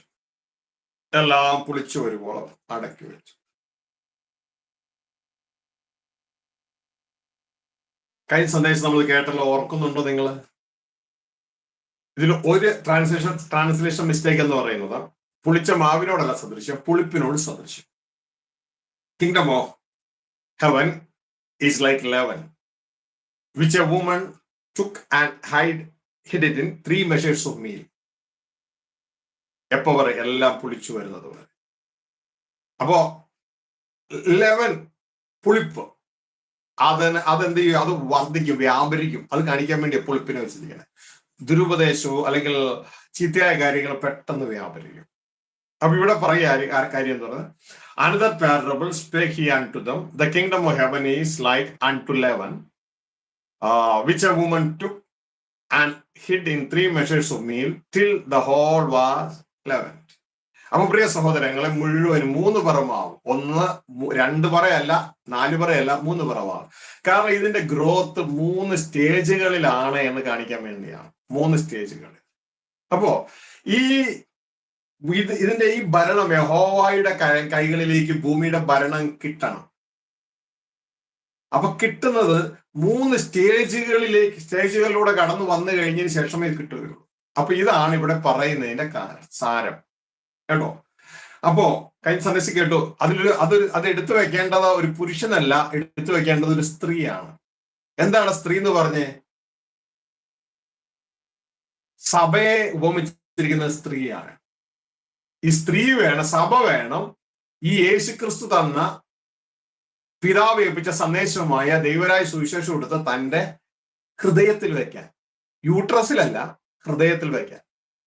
ഇതാ നമുക്ക് ഭൂമിയിൽ അറിയാം, ജഡമനുഷ്യന്റെ ജനനം, പുരുഷനിൽ ദൈവം വെച്ചിട്ടുള്ള ബീജം. വിവാഹം കഴിഞ്ഞ് ഭർത്താവും ഭാര്യയും സ്നേഹം പങ്കിടുമ്പോൾ പുരുഷനിൽ നിന്ന് ആ ബീജം സ്ത്രീയുടെ ഗർഭപാത്രത്തിൽ പതിക്കും. പിന്നെ എന്ത് സംഭവിക്കും? അതൊരു ഫീറ്റസായി, ഒരു ഭ്രൂണമായി വളർന്ന് ഏകദേശം 9 മാസം 9 ദിവസങ്ങൾ കഴിയുമ്പോൾ അതൊരു കുഞ്ഞായി പുറത്തേക്ക് തള്ളപ്പെടും. അല്ലേ? ഇതേപോലെ യേശുക്രിസ്തു എന്ന നമ്മുടെ മണവാളൻ തന്ന ബീജമാണ് സ്വർഗസ്ഥ പിതാവ് തന്നിൽ നിക്ഷേപിച്ച, പിതാവ് ഏൽപ്പിച്ച സന്ദേശം, ദൈവരാജ്യ സുവിശേഷം. അത് നമ്മളെടുത്ത് നമ്മുടെ ഹൃദയത്തിൽ വെച്ചാൽ അതൊരു പുളിപ്പ് പോലെയാണ്. നമ്മളുടെ ഹൃദയത്തിലെ ലോകത്തെ മുഴുവൻ അത് ദൈവരാജ്യമാക്കി മാറ്റും. 3 സ്റ്റേജുകളിലാണ് ഇത് വളരുന്നത്. അപ്പൊ ഇത് നാം മനസ്സിലാക്കണം. ഈ 3 സ്റ്റേജിൽ ഞാൻ ഏത് സ്റ്റേജിലാണെന്ന് ഓരോരുത്തരും നോക്കണം. എന്നിട്ട് ഇത് വളരാൻ നമ്മളെ തന്നെ ഏൽപ്പിച്ചു കൊടുക്കണം. വളരെ ശ്രദ്ധിക്കണം. ഒരു പ്രഗ്നന്റ് ആയ ഒരു സ്ത്രീയെ വളരെ ശ്രദ്ധിച്ചൊക്കെയ കാര്യങ്ങൾ ചെയ്യണം. കാരണം അത് അബോട്ടായി പോകരുത്. ഇതിന്റെ രംഗം നിങ്ങൾക്ക് വെളിപ്പാട് ദിവസം 12-ാം അധ്യായത്തിൽ കാണാം. സൂര്യനെ അണിഞ്ഞ ഒരു സ്ത്രീയെ, അവളുടെ തലയിൽ 12 നക്ഷത്രങ്ങൾ, ചന്ദ്രൻ കാലിന്റെ കീഴില്. ആരാത്? സഭയാണത്. പലരും അത് ഇസ്രായേൽ മക്കൾ എന്നൊക്കെ പറയുന്നവരുണ്ട്. ഞാൻ അതിനോടൊന്നും തർക്കിക്കാനൊന്നും പോകുന്നില്ല. പകരം സഭ എന്ന് പറഞ്ഞാൽ ഇസ്രായേൽ മക്കളുടെയും ജാതികളുടെയും എല്ലാം കൂടി ഒരു കൂട്ടമാണ്. അങ്ങനെ ആ ഒരു കൂട്ടമാണ്. ക്രിസ്തയേശുവിൽ യവനനെന്നോ യഹൂദനെന്നോ ഒന്നുമില്ല. നമ്മളെല്ലാം ക്രിസ്തുവിലേകര. ചിലര് പറയുന്നുണ്ട് അത് മറിയാണെന്ന് പറയുന്നുണ്ട്. മനസ്സിലാക്കുക, മറിയയും ഉണ്ട് സഭയില്, ഇസ്രായേൽ മക്കളും ഉണ്ട് സഭയില്, ജാതികളുണ്ട് സഭയില്. അവരെല്ലാം കൂടിയ ഒരു ഒറ്റ ഒരു പ്രതീകാത്മകമായ ഒരു ടൈപ്പ് ആൻഡ് ഷാഡോ ലാംഗ്വേജ് ആണ് അവിടെ കൊടുത്തിരിക്കുന്നത്. സ്ത്രീയെ, ആ സ്ത്രീയെ ശ്രദ്ധിച്ചറിയാം, സ്ത്രീയുടെ ഉള്ളിൽ വയറ്റി കിടക്കേണ്ടത് പെൺകുഞ്ഞല്ല, ആൺകുട്ടിയാണ്. മാൻ ചൈൽഡ് എന്നാണ് എഴുതിയിരിക്കുന്നത്. അപ്പോ വളരെ വ്യക്തതയോടെ നാം മനസ്സിലാക്കണം, ആ കുഞ്ഞ് വളരുകയാണ് അവിടെ. ആ കുഞ്ഞ് പ്രസവിക്കപ്പെട്ടാൽ നേരെ പോകുന്ന വേറെ എങ്ങോട്ടേക്കും അല്ല, ദൈവത്തിന്റെ സിംഹാസനത്തിലേക്കാണ് പോകുന്നത്, വാഴാനായിട്ടാണ് പോകുന്നത്. ആ കുഞ്ഞെന്ന് പറയുന്നത് ഒരാളല്ല, ജയം പ്രാപിച്ച, ക്രിസ്തു തലയായ ജയം പ്രാപിച്ച തെരഞ്ഞെടുക്കപ്പെട്ട കൂട്ടമാണ്. ആ സ്ത്രീയെ കാണിക്കുന്നത് വിളിക്കപ്പെട്ടവരുടെ കൂട്ടമാണ്. വിളിക്കപ്പെട്ട അനേകർ, തെരഞ്ഞെടുക്കപ്പെട്ടവർ ചുരുക്കം. കുഞ്ഞിനെ, ആൺകുട്ടിയെ കാണിക്കുന്നത് തെരഞ്ഞെടുക്കപ്പെട്ടവരുടെ കൂട്ടമാണ്. ശ്രദ്ധിച്ചു കേൾക്കുക. ആ ആൺകുട്ടിയെ വിഴുങ്ങാൻ അവിടെ 7 തലയുള്ള സർപ്പം നിൽക്കുന്നുണ്ട്. പിശാച് ഈ ആൺകുട്ടി ഡെവലപ്പ് ചെയ്യാതിരിക്കാൻ വേണ്ടി ശ്രമിക്കുന്നു എന്ന അർത്ഥം. അതുകൊണ്ടാണ് നമ്മൾ ആ പുതിയ സൃഷ്ടിയിൽ വളരാത്തെ. ദൈവത്തിന്റെ വചനം പറഞ്ഞ് പിശാചിന്റെ തന്ത്രങ്ങളെ നിങ്ങൾ അറിയാത്തവരല്ലല്ലോ. പക്ഷെ ആര് ശ്രദ്ധിക്കുന്നു? അതൊക്കെ ശ്രദ്ധിക്കണം. ഒന്നില്ലെങ്കിൽ പാപം കൊണ്ട് നമ്മളെ പിതാവിൽ നിന്ന് അകറ്റും, അല്ലെങ്കിൽ പിതാവിലേക്ക് നമ്മളെ ഒരുമിപ്പിക്കാൻ വന്ന ക്രിസ്തുവിനെ കൊണ്ടകറ്റും. ഇതൊക്കെ അവന്റെ തന്ത്രമാ. സൂക്ഷിച്ച് കൈകാര്യം ചെയ്യുക. ഹല്ലേലൂയ. അപ്പോ പ്രിയ സഹോദരങ്ങളെ, ഇത് വ്യക്തതയോടെ മനസ്സിലാക്കാൻ, സ്വർഗരാജ്യം പുളിപ്പിനോട് സദൃശ്യം. അതൊരു സ്ത്രീ എടുത്ത് 3 പറ മാവിൽ എല്ലാം പുളിച്ചു വരുവോളം ഒളിച്ചു വെച്ചു. അപ്പൊ സ്ത്രീ സഭയിലുള്ള നമ്മളുടെ ഡ്യൂട്ടിയാണ് ഈ സ്വർഗരാജ്യ സുവിശേഷം ഒഴിവാക്കുകയല്ല. സ്വർഗരാജ്യ സുവിശേഷം നമുക്ക് പിതാവ് ക്രിസ്തുവിനെ ഏൽപ്പിച്ചതാണെന്ന്, നമുക്ക് തരാനുള്ള സന്ദേശമാണെന്ന് മനസ്സിലാക്കി നമ്മുടെ ദർശനമായിട്ട് ഫിറ്റ് ചെയ്യണം. ഇതല്ലേ യേശു ക്രിസ്തു മത്തായി 6:33 പറഞ്ഞ്, മുമ്പേ ദൈവരാജ്യം അന്വേഷിക്കുക, ദൈവരാജ്യം നിന്റെ ദർശനമായി സെറ്റ് ചെയ്യുക. ഇതാണ് സ്ത്രീയായ സഭയോട് പറയുന്നത്. പക്ഷെ നമ്മൾ ആര് ശ്രദ്ധിക്കുന്നു? അല്ലേ, ആര് ശ്രദ്ധിക്കുന്നു? ഇതാ അവിടെ എഴുതിയിരിക്കുന്നു മത്തായി 6:33. നമ്മളെല്ലാം അന്വേഷിച്ച് നടക്കുന്നത് എന്തുവാ? എന്ത് തിന്നു, എന്ത് കുടിക്കുന്നു ഒക്കെ അന്വേഷിച്ച് നടക്കുന്നു, അല്ലേ? ഇതാ അതിന് 31 മുതൽ വായിക്കുമ്പോൾ നമ്മൾ ചെയ്യുന്നത് യേശു പറയാണ്, ആകെയാണ് എന്ത് തിന്നും, എന്ത് കുടിക്കും, എന്ത് ഉടുക്കും എന്നിങ്ങനെ നിങ്ങൾ വിചാരപ്പെടരുത്. അപ്പൊ നമ്മൾ അതിനു വേണ്ടിയാണ് വിചാരപ്പെടുന്നത്, അതിനു വേണ്ടിയാണ് ഓടി നടക്കുന്നത്. പക്ഷെ അതെല്ലാം കിട്ടിയിട്ട് അവസാനം നമ്മൾ മരിച്ചു പോകുമ്പോൾ അതൊന്നും പ്രയോജനമില്ലാതെ തീരും.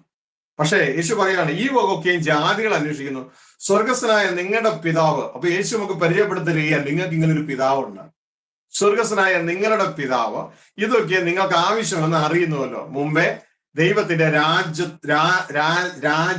രാജ്യത്വവും നീതിയും അന്വേഷിപ്പിൻ, അതോടുകൂടി ഇതൊക്കെ നിങ്ങൾക്ക് കിട്ടും.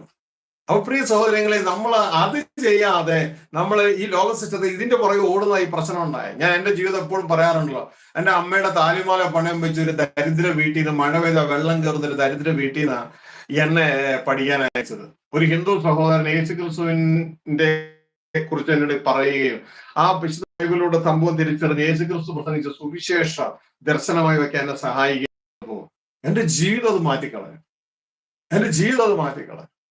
എന്റെ പ്രിയ സഹോദരനെ, ദിസ് ഇസ് പ്രാക്ടിക്. ഞാൻ പറയുന്ന ഈ സുവിശേഷം അല്ലെങ്കിൽ ഈ ക്രിസ്തു, ഈ സ്വർഗസ്ഥ പിതാവ് എന്ന് പറയുന്നത് ഞാൻ പുസ്തകം പഠിച്ചതല്ല, എന്റെ ജീവിതത്തിൽ ഞാൻ അനുഭവിച്ചതാണ്. ഹല്ലേലൂയ. അപ്പൊ എന്റെ പ്രിയ സഹോദരങ്ങളെ, എന്റെ ജീവിതം മാറ്റി. അപ്പൊ ഇതെല്ലാം നമ്മൾ ചെയ്യണം. കർത്താവ് പറയണം, മുമ്പേ ദൈവരാജ്യം എന്നത് നിന്റെ ദർശനമായിട്ട് വെക്കേ. പക്ഷെ നമ്മളത് ചെയ്യത്തില്ല. അപ്പൊ നമ്മൾ എപ്പോഴും ശ്രദ്ധിക്കേണ്ട ഒരു കാര്യം എന്ന് പറയുന്നത്, ഈ 3 പറ മാവിൽ ഈ കാര്യങ്ങൾ സെറ്റ് ചെയ്യുന്ന കാര്യങ്ങൾ നമ്മൾ പഠിക്കുമ്പോൾ നമ്മളെ ജീവിതത്തിൽ മനസ്സിലാക്കേണ്ട കാര്യം, kingdom, power, glory all belongs to God. നമ്മൾ ശ്രദ്ധിക്കേണ്ട കാര്യമാണ്. ഇതാദ്യം മനസ്സിലാക്കണം. സോഴ്സ് ആരാന്ന് മനസ്സിലാക്കണം. നിങ്ങൾക്ക് ഇത് മനസ്സിലായില്ലെങ്കിൽ പിന്നെ എല്ലാവരും ഇതായി പോകും. യേശുക്രിസ്തു പറഞ്ഞു തരുന്നത് താനാണ് സോഴ്സ് എന്നല്ല പറയണേ, താൻ മുഖാന്തരമാണ്. സോഴ്സായ പിതാവിൽ നിന്ന് നിങ്ങൾക്ക് എത്തിച്ചു തരുന്ന മുഖാന്തരമാണ് ക്രിസ്തു. ഇതാണ് യേശു തന്നെ തന്നെ പ്രസന്റ് ചെയ്തത്. അപ്പൊ യേശു പറയാണ് സ്വർഗസ്ഥനായ നിങ്ങളുടെ പിതാവ്, അതാണ് സോഴ്സ്. ഇതൊക്കെ നിങ്ങൾക്ക് ആവശ്യമെന്ന് അറിയുന്നുവല്ലോ. ഭൂമിയിൽ ഒരു രാജാവ് ഉണ്ടായിരുന്നു, നിങ്ങൾക്ക് അറിയാമോ? ഏറ്റവും പ്രബലനായ രാജാവാണ്. നെബൂഖദ്നേസർ എന്നാണ് അദ്ദേഹത്തിന്റെ പേര്. ഈ വ്യക്തി ദാനിയേൽ പ്രവാചക പുസ്തകത്തിൽ കാണാം. ദാനിയേൽ കാണുന്ന ബിംബത്തിൽ സ്വർണം കൊണ്ടുള്ള ഒരു തലയുണ്ട്. ഈ വ്യക്തിയാണ്, തല എന്ന് പറഞ്ഞ സ്വർണം കൊണ്ടുള്ള ഈ വ്യക്തിയാണ് ഏറ്റവും ശ്രേഷ്ഠമായി പ്രതിനിധീകരിക്കുന്നത്. പക്ഷെ ഈ വ്യക്തി ഒരിക്കലും പറഞ്ഞിങ്ങനെ, ഞാന് എന്റെ ധനമഹാത്മ്യം കൊണ്ടുണ്ടാക്കിയ മഹദിയാം ബാബിലോണാണ്. തീർന്നു പരിപാടി.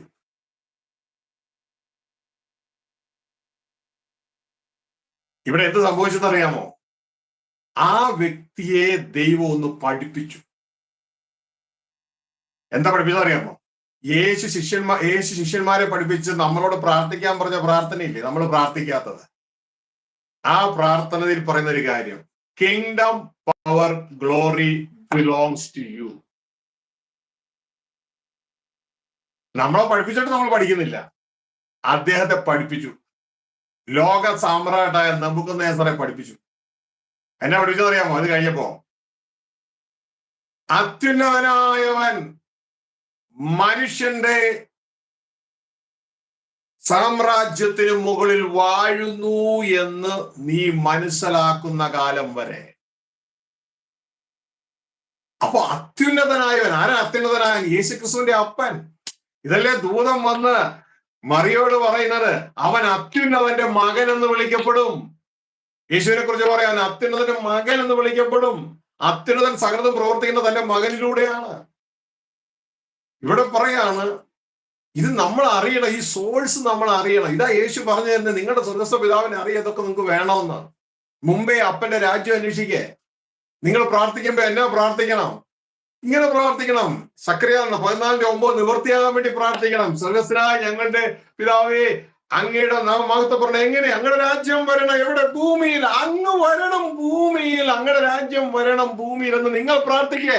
എന്നിട്ട് അതിന്റെ അവസാനം നിങ്ങൾ ഇങ്ങനെ പറയണം, ഞങ്ങൾ ഇങ്ങനെ പ്രാർത്ഥിച്ചതിന്റെ കാര്യം എന്താണെന്നറിയാമോ? നെബൂഖദ്നേസർ ഇനി പഠിച്ചതുപോലെ ഞങ്ങൾ പഠിക്കണ്ട. കാരണം kingdom power glory belongs to you. അപ്പാ അങ്ങയുടേതാണ് കിങ്ഡം, അങ്ങയുടേതാണ് മഹത്വം, അങ്ങയുടേതാണ് ഭരണോ ശക്തി ഒക്കെ അങ്ങയുടേതാണ് എന്ന് നിങ്ങൾ പറയണമെന്ന് ആരാ പറഞ്ഞത് നമ്മളോട്? യേശു കർത്താവല്ലേ? യേശു കർത്താവല്ലേ? എന്നിട്ട് എന്തേ നാം അത് പറയാത്ത? എന്തേ നാം അത് പ്രാർത്ഥിക്കുന്നവരുണ്ടാകും. അവർക്കായി ഞാൻ ദൈവത്തിന് സ്തോത്രം ചെയ്യും. എന്റെ പ്രിയ മക്കളെ, നമ്മൾ യേശുവിനേക്കാൾ വലിയവരാകരുത്. യേശു ദൈവരാജ്യം അന്വേഷിക്കാൻ പറഞ്ഞാൽ ദൈവരാജ്യം അന്വേഷിക്കണം.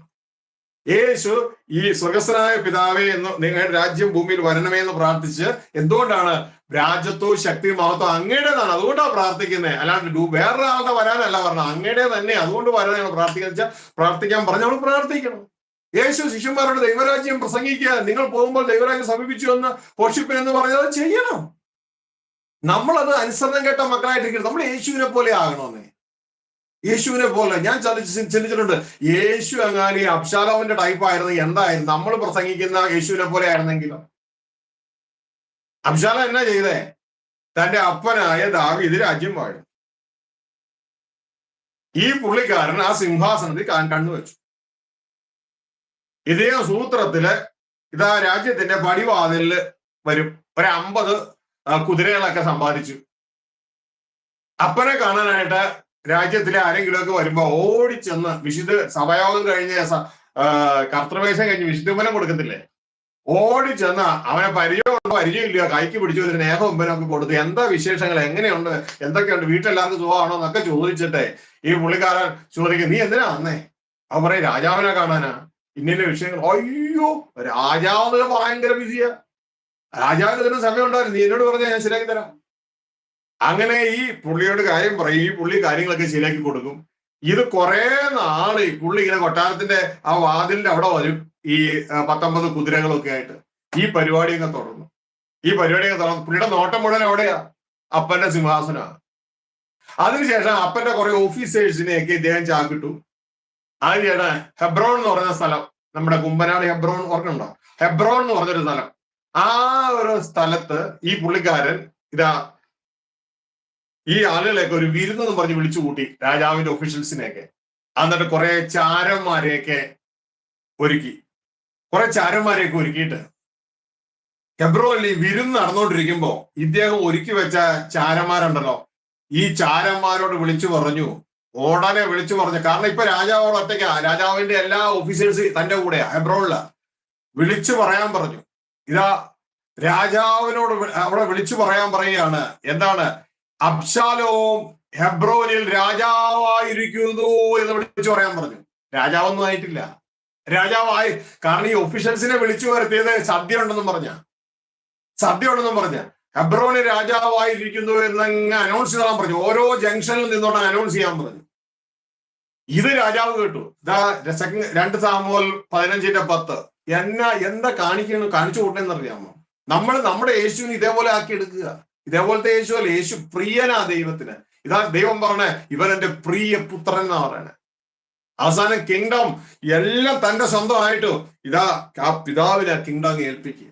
ഇതാണ് ദൈവത്തനായ ക്രിസ്തു. ഈ ക്രിസ്തുവിന് അനുരൂപമാകാൻ നമ്മളെ വിളിച്ചേക്കണേ.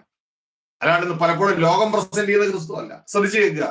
ഇതാ 2 സാമുവേൽ ചാപ്റ്റർ 15:10. 2 സാമുവേൽ 15:10. എന്നാൽ അബ്ശാലോം ഇസ്രായേൽ ഗോത്രങ്ങളിലെ എല്ലാവരും ചാരന്മാരെ അയച്ചു. നിങ്ങൾ കാഹളം കേൾക്കുമ്പോൾ അബ്ശാലോം ഹെബ്രോനിൽ രാജാവായിരിക്കുന്നു എന്ന് വിളിച്ചു പറവിൻ എന്ന് പറയിച്ചിരുന്നു. ആക്ച്വലി സദ്യക്ക് വിളിച്ചതാ ഇവിടെ. ഇത് അവിടെ പറഞ്ഞപ്പോ രാജാവ് ദാവീദ് പേടിച്ചു. അബ്ശാലോം അവിടെ രാജാവായി, ഇനി എന്നെ പിടിക്കാൻ ഇവിടെ വരും എന്നും പറഞ്ഞുകൊണ്ട് പുള്ളിക്കാരൻ എല്ലാവരും കൊട്ടാരം വിട്ട് കാട്ടിലേക്ക് ഓടുകയാണ്. ഹല്ലേലൂയ. എന്റെ പ്രിയ കുഞ്ഞുങ്ങളെ, നമ്മുടെ യേശു ഇതുപോലത്തെ ഒന്നും അല്ല കേട്ടോ. ഹല്ലേലൂയ. പാപത്തിന് പരിഹാരം വരുത്തി, നിത്യനീതി വരുത്തി. എന്തിനാ? പാപം ഉണ്ടെങ്കിൽ പിശാചിനാ സ്ഥാനം, നീതിയാണെങ്കിൽ ദൈവത്തിനാ സ്ഥാനം. അങ്ങനെ നിത്യനീതി വരുത്തിയിട്ട് നീതി വസിക്കുന്ന പുതിയ ആകാശവും പുതിയ ഭൂമിയും വരുത്തി എല്ലാ കാര്യങ്ങളും ക്രമപ്പെടുത്തി ഉണ്ടോ അപ്പം വരാൻ വേണ്ടി ഒരുക്കുന്ന മകനെയാണ് നമുക്കിവിടെ കാണുന്നത്. അപ്പൻ വരാൻ വേണ്ടി ഒരുക്കുന്ന മകൻ. ഇതുകൊണ്ട് ദൈവത്തിന്റെ വചനം പറ, ദൈവത്തിന്റെ ഇഷ്ടമോ നിങ്ങളുടെ ശുദ്ധീകരണം തന്നെ, ആത്മാവിന്റെ ശുദ്ധീകരണം. അപ്പം വരാൻ വേണ്ടി ഒരുങ്ങുന്ന മകൻ. ഹല്ലേലൂയ. അതിനാദ്യം നമ്മളെ ഒരുക്കണം. ഹല്ലേലൂയ. പിന്നെ ഭൂമിയിൽ നമ്മളെ ഒരുക്കുന്നത് നമ്മുടെ ഉൾസൈഡില്ല. അതാണ് ഒന്നാമത്തെ സംഭവം. ഹല്ലേലൂയ. 2 ഭാഗങ്ങൾ നമ്മുടെ ഉള്ളിൽ ഒരുക്കണം. 1 നമ്മുടെ ആത്മാവിനെ ഒരുക്കണം, 2 നമ്മുടെ സോളിനെ ഒരുക്കണം, 3 ഭൂമിയിലെ ദുഷ്ടന്മാരെ മാറ്റണം, 3 പറ മാവ്. ഈ 3 ഒരുക്കം കൂടി കഴിയുമ്പോഴാണ്, 3 ഒരുക്കം കഴിഞ്ഞാലാണ് ആര് വരുന്നേ? സ്വർഗ്ഗസ്ഥ പിതാവ് വരുന്നത്. മനസ്സിലായോ? 3 പറ മാവിൽ ഒളിച്ചു വെച്ചിരിക്കുന്ന പുളിപ്പ്. അപ്പൊ ഇത് വ്യക്തതയോടെ മനസ്സിലായി. ഇതിന്റെ പ്രവചനം നേരത്തെ വന്നു. യഹോവ ഭൂമിയെ വാഴാൻ പോകുന്നു. നേരത്തെ സക്കറിയ പ്രവചിച്ചു കഴിഞ്ഞു. അതിന്റെ ഇടയിൽ യേശു ക്രിസ്തു എന്ന സകലത്തെ ഒരുക്കണം. ഹല്ലേലൂയ. ദൈവം ഭൂമിയുടെ ഭരണം ഏറ്റെടുക്കാൻ പോവുകയാണ്. ഭൂമിയുടെ ഭരണം മനുഷ്യന്റെ കയ്യിലും അല്ല. അതോടൊപ്പം തന്നെ ഈ വീണുപോയ മനുഷ്യന്റെ കയ്യിലും അല്ല, പിശാചിന്റെ കയ്യിലും അല്ല. ദൈവം ഒരു ഭരണം സെറ്റപ്പ് ചെയ്യാൻ പോവുകയാണ്. ഇതിന്റെ ആദ്യ ഭാഗമായിട്ട് ഇതിന്റെ പ്രവചനങ്ങൾ ദാനിയേൽ പ്രവാചകന്റെ പുസ്തകത്തിലൊക്കെ നമുക്ക് കാണാനായിട്ട് കഴിയും. ദാനിയേൽ 2:44. ബൈബിൾ ഉള്ളവർ ബൈബിൾ എടുത്ത് വായിക്കണം കേട്ടോ.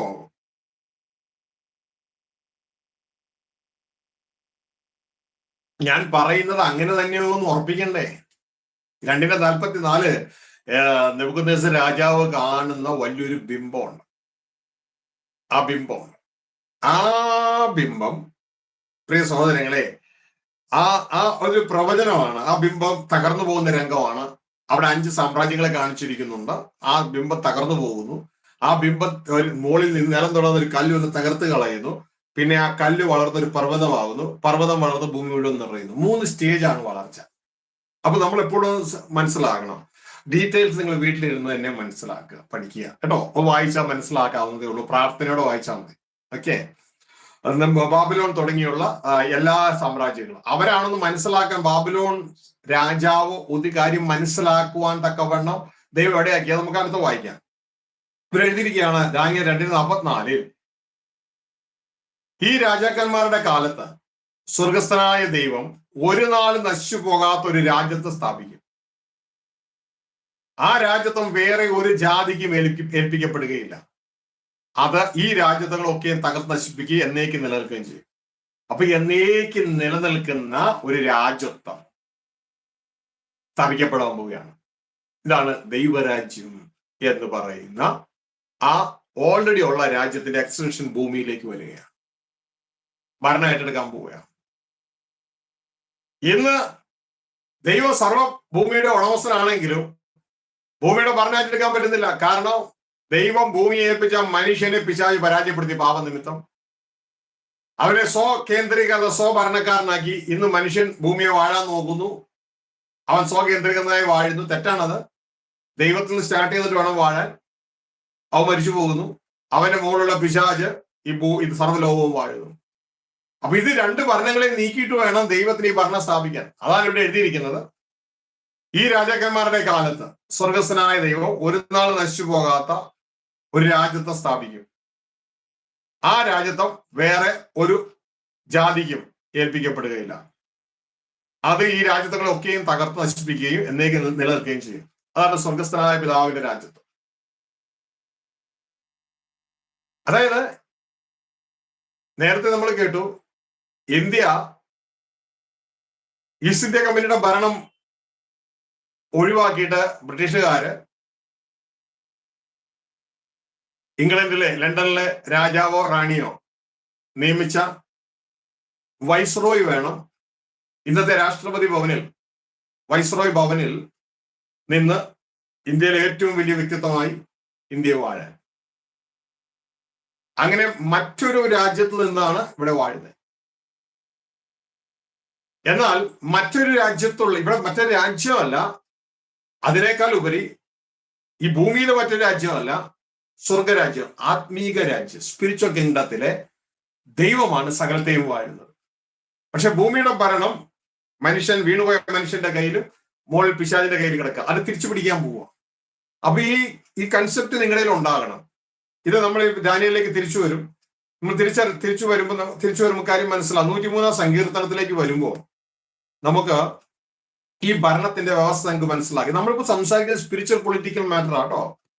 ഇതാ 103 സങ്കീർത്തനത്തിലേക്ക് നമ്മൾ കടന്നു വരുമ്പോൾ അതിന്റെ 19 വാക്യത്തില് യഹോവ തന്റെ സിംഹാസനത്തെ സ്വർഗത്തിൽ സ്ഥാപിച്ചിരിക്കുന്നു, അവന്റെ രാജ്യത്ത് സകലത്തെയും ഭരിക്കുന്നു. സകലത്തെയും ഭരിക്കുന്നു.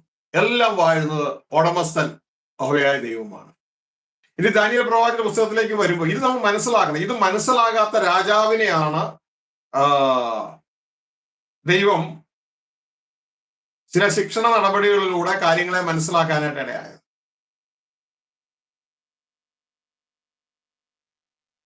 ദാനിയേൽ പ്രവാചകന്റെ പുസ്തകം 4-ാം അധ്യായം 17-ാം വാക്യത്തില് ഈ നെബൂഖദ്നേസർ കണ്ട ആ സ്വപ്നം, ഭയാനകമായ ഒരു സ്വപ്നം കണ്ടു.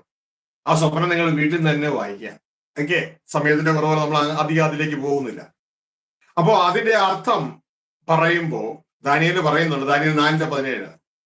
ഇത് നമ്മൾ എപ്പോഴും മനസ്സിലാക്കേണ്ട കാര്യമാണ്. അത്യുന്നതനായവൻ മനുഷ്യരുടെ രാജ്യത്തിന്മേൽ വാഴുകയും അതിനെ തനിക്ക് ബോധിച്ചവന് കൊടുക്കുകയും മനുഷ്യര് അധമനായവനെ അതിന്മേൽ വാഴിക്കുകയും ചെയ്യുന്നു എന്ന് ജീവനോടിരിക്കുന്നവർ അറിയേണ്ടതിന് ഈ വിധി ദൂതന്മാരുടെ നിർണയവും കാര്യം വിശുദ്ധന്മാരുടെ കൽപ്പനയാവുന്നു. അതിൽ കുറെ കാര്യങ്ങൾ നമുക്ക് ഇപ്പൊ പഠിക്കണ്ട, മനസ്സിലാക്കണം, നല്ലതാ. ഒരു ട്രാൻസ്ലേഷൻ മിസ്റ്റേക്ക് ഇപ്പൊ പറഞ്ഞു തരാം. അതിന്റെ ഇടയിൽ അത്യുന്നതനായവൻ മനുഷ്യരുടെ രാജ്യത്തിന്മേൽ വാഴുകയും. അപ്പൊ ആരാ രാജ്യത്തിന്മേൽ വാഴുന്നേ? അത്യുന്നതനായവൻ. ഇങ്ങനെ ഒരു അത്യുന്നതനായ ആളുണ്ട്, അതാണ് സ്വർഗ്ഗസ്ഥ പിതാവ്. അത്യുന്നതനായവൻ മനുഷ്യരുടെ രാജ്യത്വത്തിന്മേൽ വാഴുകയും അതിനെ തനിക്ക് ബോധിച്ചവന് കൊടുക്കുകയും.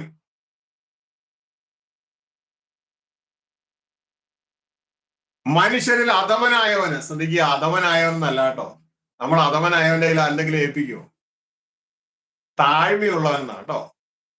ബേസ്, താഴ്മയുള്ളവൻ. കർത്താവ് പറഞ്ഞിട്ടില്ലേ, താഴ്മയുള്ളവൻ ഭൂമി അവകാശമാക്കും, സൗമ്യതയുള്ളവൻ ഭൂമി അവകാശമാക്കുന്ന കേട്ടിട്ടില്ലേ? അപ്പോ താഴ്മയുള്ളവനെ അതിന്മേൽ വാഴിക്കുകയും ചെയ്യുന്നു എന്ന് ജീവനോടിരിക്കുന്നവർ അറിയേണ്ടതിന്. അപ്പൊ ജീവനോടെ ഇരിക്കുന്ന ഞാൻ നിങ്ങൾ എന്നെ അറിയണം, ഇതറിയണ്ടേ? ഇതറിയണം. നമ്മളെ ദൈവം ഒരു സ്ഥാനത്ത് ആക്കിയിരിക്കുന്നെങ്കിൽ ദൈവം ആക്കിയിരിക്കുന്നേ. നമ്മൾ പ്രോപ്പറായിട്ട് ഹാൻഡിൽ ചെയ്തില്ലെങ്കിൽ ദൈവം മാറ്റിയിട്ട് വേറൊരാളവിടെ കൊണ്ടുവരും. ഇതറിയണം. എന്ന് ജീവനോട് ഇരിക്കുന്നവർ അറിയേണ്ടതിന്. ഇനി നമ്മൾ വീണ്ടും വായിക്കുമ്പോ ഇതാ ആ രാജാവിനെ പശുവിനെ പോലെ പുല്ല് തിരിക്കുന്നവനാക്കി മാറ്റി കളഞ്ഞതയോ ലോക സാമ്രാട്ടാണ്. അതിന്റെ 25-ാം വാക്യം പറയുന്നു, തിരുമേനിയെ മനുഷ്യരുടെ ഇടയിൽ നിന്ന് നീക്കിക്കളയും. തിരുമനസിലെ വാസം കാട്ടുമൃഗങ്ങളോട് കൂടെയാകും. തിരുമേനിയെ കാളയെ പോലെ പുല്ല് തീറ്റും. തിരുമേനി ആകാശത്തിലെ മഞ്ഞ് കൊണ്ട് നനയും. മനുഷ്യർ എന്തിനാ ഇതൊക്കെ ചെയ്യണേ? ലോക സാമ്രാട്ടാ. ശ്രദ്ധിക്കുക, ഒറ്റ കാര്യം പഠിപ്പിക്കാനാ.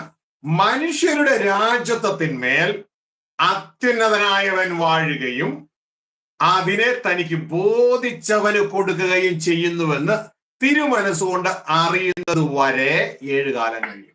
അപ്പൊ തിരുമനസ്സിന് ഒരു വർക്ക്ഷോപ്പാണ്, മനസ്സിലായി? 7 കാലമുള്ള ഒരു വർക്ക്ഷോപ്പ്. ആ സമയത്ത് തിരുമനസ് അറിയണം മനുഷ്യരുടെ രാജ്യത്വത്തിന്റെ മുകളിൽ വാഴുന്നത് അത്യുന്നതനായവനാണ്.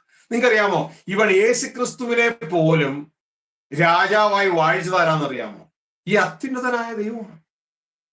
ഇതാണ് സങ്കീർത്തനം 2:6 പറയുന്നത്, ഞാൻ എന്റെ രാജാവിനെ സിയോനിൽ വാഴിച്ചിരിക്കുന്നു. അതുകൊണ്ട് നമ്മളോട് പറയാം, നിങ്ങൾ വഴിയിൽ വെച്ച് നശിച്ചു പോകാതിരിക്കാൻ പുത്രനെ ചുംബിപ്പിൻ. ഇത് വ്യക്തതയോടെ നാം അറിയണം, മനസ്സിലാക്കണം. അല്ലാണ്ട് ഇന്ന് ചെയ്യുന്ന പോലെ പുത്രനെ കൊണ്ട് പിതാവിനെ റീപ്ലേസ് ചെയ്യാൻ പോകരുത്. ഇതാ സങ്കീർത്തനം 2-ാം അധ്യായം 6-ാം വാക്യം. ഇത് മുഴുവൻ പറയുന്നത് പിതാവിനെയും തന്റെ അഭിഷിക്തനായ ക്രിസ്തുവിനെയും കുറിച്ചാണ്. ഹല്ലേലൂയ. പിതാവ് വാഴുന്നത് ക്രിസ്തു മുഖാന്തരമാണ്. ഇത് തിരിച്ചറിഞ്ഞാൽ മാത്രം മതി, ക്ലിയറായി. ഹല്ലേലൂയ. സ്വർഗഭരണം വരുന്നത് അങ്ങനെയാണ്. ഇതാ അതിന്റെ 1-ാം വാക്യത്തിൽ 2-ാം വാക്യത്തില് യഹോവയ്ക്കും അവന്റെ അഭിഷിക്തനും വിരോധമായി ഭൂമിയിലെ രാജാക്കന്മാർ എഴുന്നേൽക്കുകയും അധിപതികൾ തമ്മിൽ ആലോചിക്കുകയും ചെയ്യുന്നത്. അപ്പൊ യഹോവ എന്ന് പറഞ്ഞാൽ അത്യുന്നതനായ ദൈവം, അവന്റെ അഭിഷിക്തൻ എന്ന് പറഞ്ഞാൽ ക്രിസ്തു, യേശു ക്രിസ്തു. ഇത് തിരിച്ചറിഞ്ഞാൽ മതി. എന്നാൽ താഴേക്ക് വായിക്കുമ്പോ അതിന്റെ 6-ാം വാക്യത്തിൽ ദൈവം അരുളി ചെയ്യുന്ന കാര്യമാണ്, എന്റെ വിശുദ്ധ പർവ്വതമായ സിയോനിൽ ഞാൻ എന്റെ രാജാവിനെ വാഴിച്ചിരിക്കുന്നു. ഇതാണ് മനുഷ്യരുടെ രാജ്യത്വത്തിന്റെ മുകളിൽ. അത് ആത്മലോകമാകട്ടെ ഭൗതിക ലോകമാകട്ടെ, അതിന്റെ മുകളിൽ അത്യുന്നതനായ വാഴുന്നു. ഹല്ലേലൂയ. അത്യുന്നതനായ വാഴുന്നു. ഞാൻ എന്റെ വിശുദ്ധ പർവ്വതമായ സിയോൻ, സിയോൻ വെച്ച് ജെറുസലേം, എന്റെ രാജാവിനെ വാഴിച്ചിരിക്കുന്നു. ഞാനൊരു നിർണയം പ്രസ്താവിക്കുന്നു, യഹോവ എന്നോട് അരുളി ചെയ്യുന്നത്, നീ എന്റെ പുത്രൻ. യഹോവ എന്നോട്, ക്രിസ്തുവോട് അരുളി ചെയ്യുകയാണ്, നീ എന്റെ പുത്രൻ, ഇന്ന് ഞാൻ നിന്നെ ജനിപ്പിച്ചിരിക്കുന്നു. ഇനി അവസാന വാക്യം നമ്മളോട് പറയുകയാണ്, യഹോവയെ ഭയത്തോടെ യഹോവയെ സേവിപ്പിൻ, വിറയലോടെ ഘോഷിച്ച് ഉല്ലസിപ്പിൻ. അവൻ കോപിച്ചിട്ട് നിങ്ങൾ വഴിയിൽ വെച്ച് നശിക്കാതിരിപ്പാൻ എന്ത് ചെയ്യണം? പുത്രനെ ചുംബിപ്പാൻ, ക്രിസ്തുവെ അനുസരിക്കാൻ. ക്രിസ്തുവാണ് ഞാൻ വെച്ചിരിക്കുന്ന രാജാവ്. നിങ്ങൾ ക്രിസ്തുവിനെ അനുസരിക്കുക, അല്ലെങ്കിൽ നിങ്ങൾ നശിച്ചു പോകും വഴിയിൽ വെച്ച്. ഹല്ലേലൂയ. അപ്പോ എന്റെ പ്രിയ സഹോദരങ്ങളെ, ബൈബിളിലെ വചനങ്ങൾ ആസ് ഇറ്റ് ഈസ് നമ്മൾ എടുക്കുക. വേറൊരു കാഴ്ചപ്പാട് കൊണ്ടല്ല വചനം എടുക്കേണ്ടത്. ബൈബിളിലെ വചനത്തിൽ ദൈവം നമുക്ക് വെച്ച ഭാവി എന്താണ്? നമ്മൾ ദൈവത്തോടു കൂടെ, ദൈവത്തിന്റെ മക്കളായി ക്രിസ്തുവിൽ ദൈവത്തോട് ഒരുമിച്ച് താമസിക്കുകയും ദൈവത്തിന്റെ അവകാശികൾ ക്രിസ്തുവോട് ചേർന്ന് കൂട്ടവകാശികളുമായി തീരുന്ന ക്രിസ്തുവിന്റെ സഹോദരങ്ങളാകാൻ നമ്മളെ മുൻനിയമിച്ചു എന്ന് ബൈബിൾ പറയുമ്പോൾ, അതൊന്നും മിണ്ടാതെ ഇരുന്നിട്ട് വേറൊരു കാര്യം അതിനിടെ കൂടെ തള്ളിക്കയറ്റി പുത്രനെ കൊണ്ട് പിതാവിനെ ഒഴിവാക്കുന്ന പരിപാടി, അത് ദൈവം വെച്ചതല്ല, അത് പിശാചിന്റെ പദ്ധതിയാണെന്ന് വ്യക്തതയോടെ മനസ്സിലാക്കുക. ഇവിടെ പുത്രൻ എന്ന് പറയുന്നത് അപ്പൻ വരാൻ വേണ്ടി പാപ സാഹചര്യങ്ങൾ മുഴുവൻ മാറ്റിയിട്ട് പിശാചിനെ അവകാശമില്ലാതെയാക്കും. പുത്രൻ പറഞ്ഞു കേട്ടിട്ടുണ്ടോ? ഇതാ ഈ ലോകത്തിന്റെ പ്രഭു വരുന്നു, പിശാച് വരുന്നു, അവൻ എന്നിൽ ഒരു കാര്യമില്ല. ആരല്ല പിശാചിന്റെ കാര്യം? പാപമുള്ളവരല്ല കാര്യം. അപ്പൊ പുത്രൻ ദാനിയേൽ 9:24 പറയുന്നത് പോലെ ഇതാ അതിക്രമങ്ങൾക്ക് തടസ്സം ചെയ്യുന്നു, പാപത്തിന് പരിഹാരം വരുത്തുന്നു, നിത്യനീതി വരുത്തുന്നു. എന്തിനു വേണ്ടി ഇതൊക്കെ ചെയ്യുന്നേ? അതിപരിശുദ്ധമായതിനെ അഭിഷേകം ചെയ്യാനാണ്. ദൈവത്തിന്റെ ഗവൺമെന്റിനെ അഭിഷേകം ചെയ്യാനാണ്. ഹല്ലേലൂയ. ഇത് നാം തിരിച്ചറിയണം. ഹല്ലേലൂയ. യഹോവയുടെ ഭരണം വരിക ഇങ്ങോട്ട്. അതിനു മുമ്പിൽ എല്ലാ കാര്യങ്ങളും സെറ്റ് ചെയ്ത് നമ്മളെ ശുദ്ധീകരിക്കണം, നമ്മളെ ആത്മാവിൽ വീണ്ടും ജനിപ്പിക്കണം. അവിടെ ദൈവത്തിന്റെ വാസമാക്കണം. നമ്മുടെ സോളിനെ ശുദ്ധീകരിക്കണം. തുടർന്ന് ഭൂമിയിലെ എല്ലാ ദുഷ്ടന്മാരെയും മാറ്റണം. ഈ 3 പറ സെറ്റപ്പ് കഴിഞ്ഞിട്ടാണ് അതിപരിശുദ്ധമായ അഭിഷേകം ചെയ്യേണ്ട കാര്യങ്ങൾ. അതിന്റെ ഇൻട്രൊഡക്ഷൻ 1000 വർഷം ഭരണവും തുടർന്ന് ഇതാ അതിപരിശുദ്ധമായ ആ സ്വർഗീയ ഗവൺമെന്റിന്റെ പൂർണ്ണതയിലേക്ക് നാം കടന്നു വരുവാനും ഇടയാകുന്നത്. ഹല്ലേലൂയ. അപ്പൊ എന്റെ പ്രിയ സഹോദരങ്ങളെ, ഇപ്പൊ നിങ്ങൾ ഈ പറഞ്ഞതിൽ അത് അങ്ങനെയല്ല, ഇതിങ്ങനെയല്ലോ, ഇതിന്റെ ഫ്ലോയിൽ എന്തെങ്കിലും മാറ്റം ഉണ്ടെങ്കിൽ നമുക്ക് ഒരു വിഷയവുമില്ല എന്റെ പൊന്നുമക്കളെ. നമ്മൾ ആ ലക്ഷ്യത്തിൽ എത്തിച്ചേർന്നാൽ മാത്രം മതി. ഇത് നമ്മൾ അംശമായി അറിയുന്നു. പൂർണ്ണമായത് വരുമ്പോഴോ അംശമായത് നീങ്ങിപ്പോകാനായിട്ട് ഇടയാകും. അപ്പോ ഇതുമായുള്ള ബന്ധത്തില് നമ്മൾ ഇത്രയും കാര്യങ്ങൾ കേട്ടു. ഈ കാര്യങ്ങൾ കേട്ടപ്പോ ഇനി അവസാനം ലോർഡ് ഐ ലവ് യു.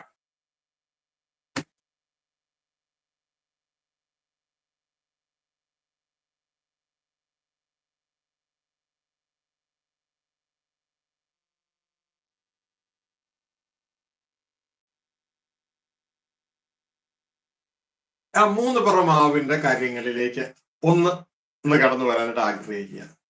ഇവിടെ നമ്മൾ കിങ്ഡം വരുമ്പോൾ 3 വരവുകൾ എപ്പോഴും കാണാം. എല്ലാം 3 ലെവലാണ്. ബൈബിള് പഠിച്ചിട്ടുള്ളവർക്ക് അറിയാം. നമ്മുടെ രക്ഷമായുള്ള ബന്ധത്തില് എല്ലാം 3 സ്റ്റേജുകൾ കാണാം. ഒന്ന് നമ്മളുടെ നീതീകരണം, മറ്റൊന്ന് ശുദ്ധീകരണം, മറ്റൊന്ന് തേജസ്കരണം. നമ്മൾ പഠിക്കുമ്പോൾ ബൈബിൾ പഠിച്ചിട്ടുള്ളവർക്ക് അറിയാം ഈ കാര്യം.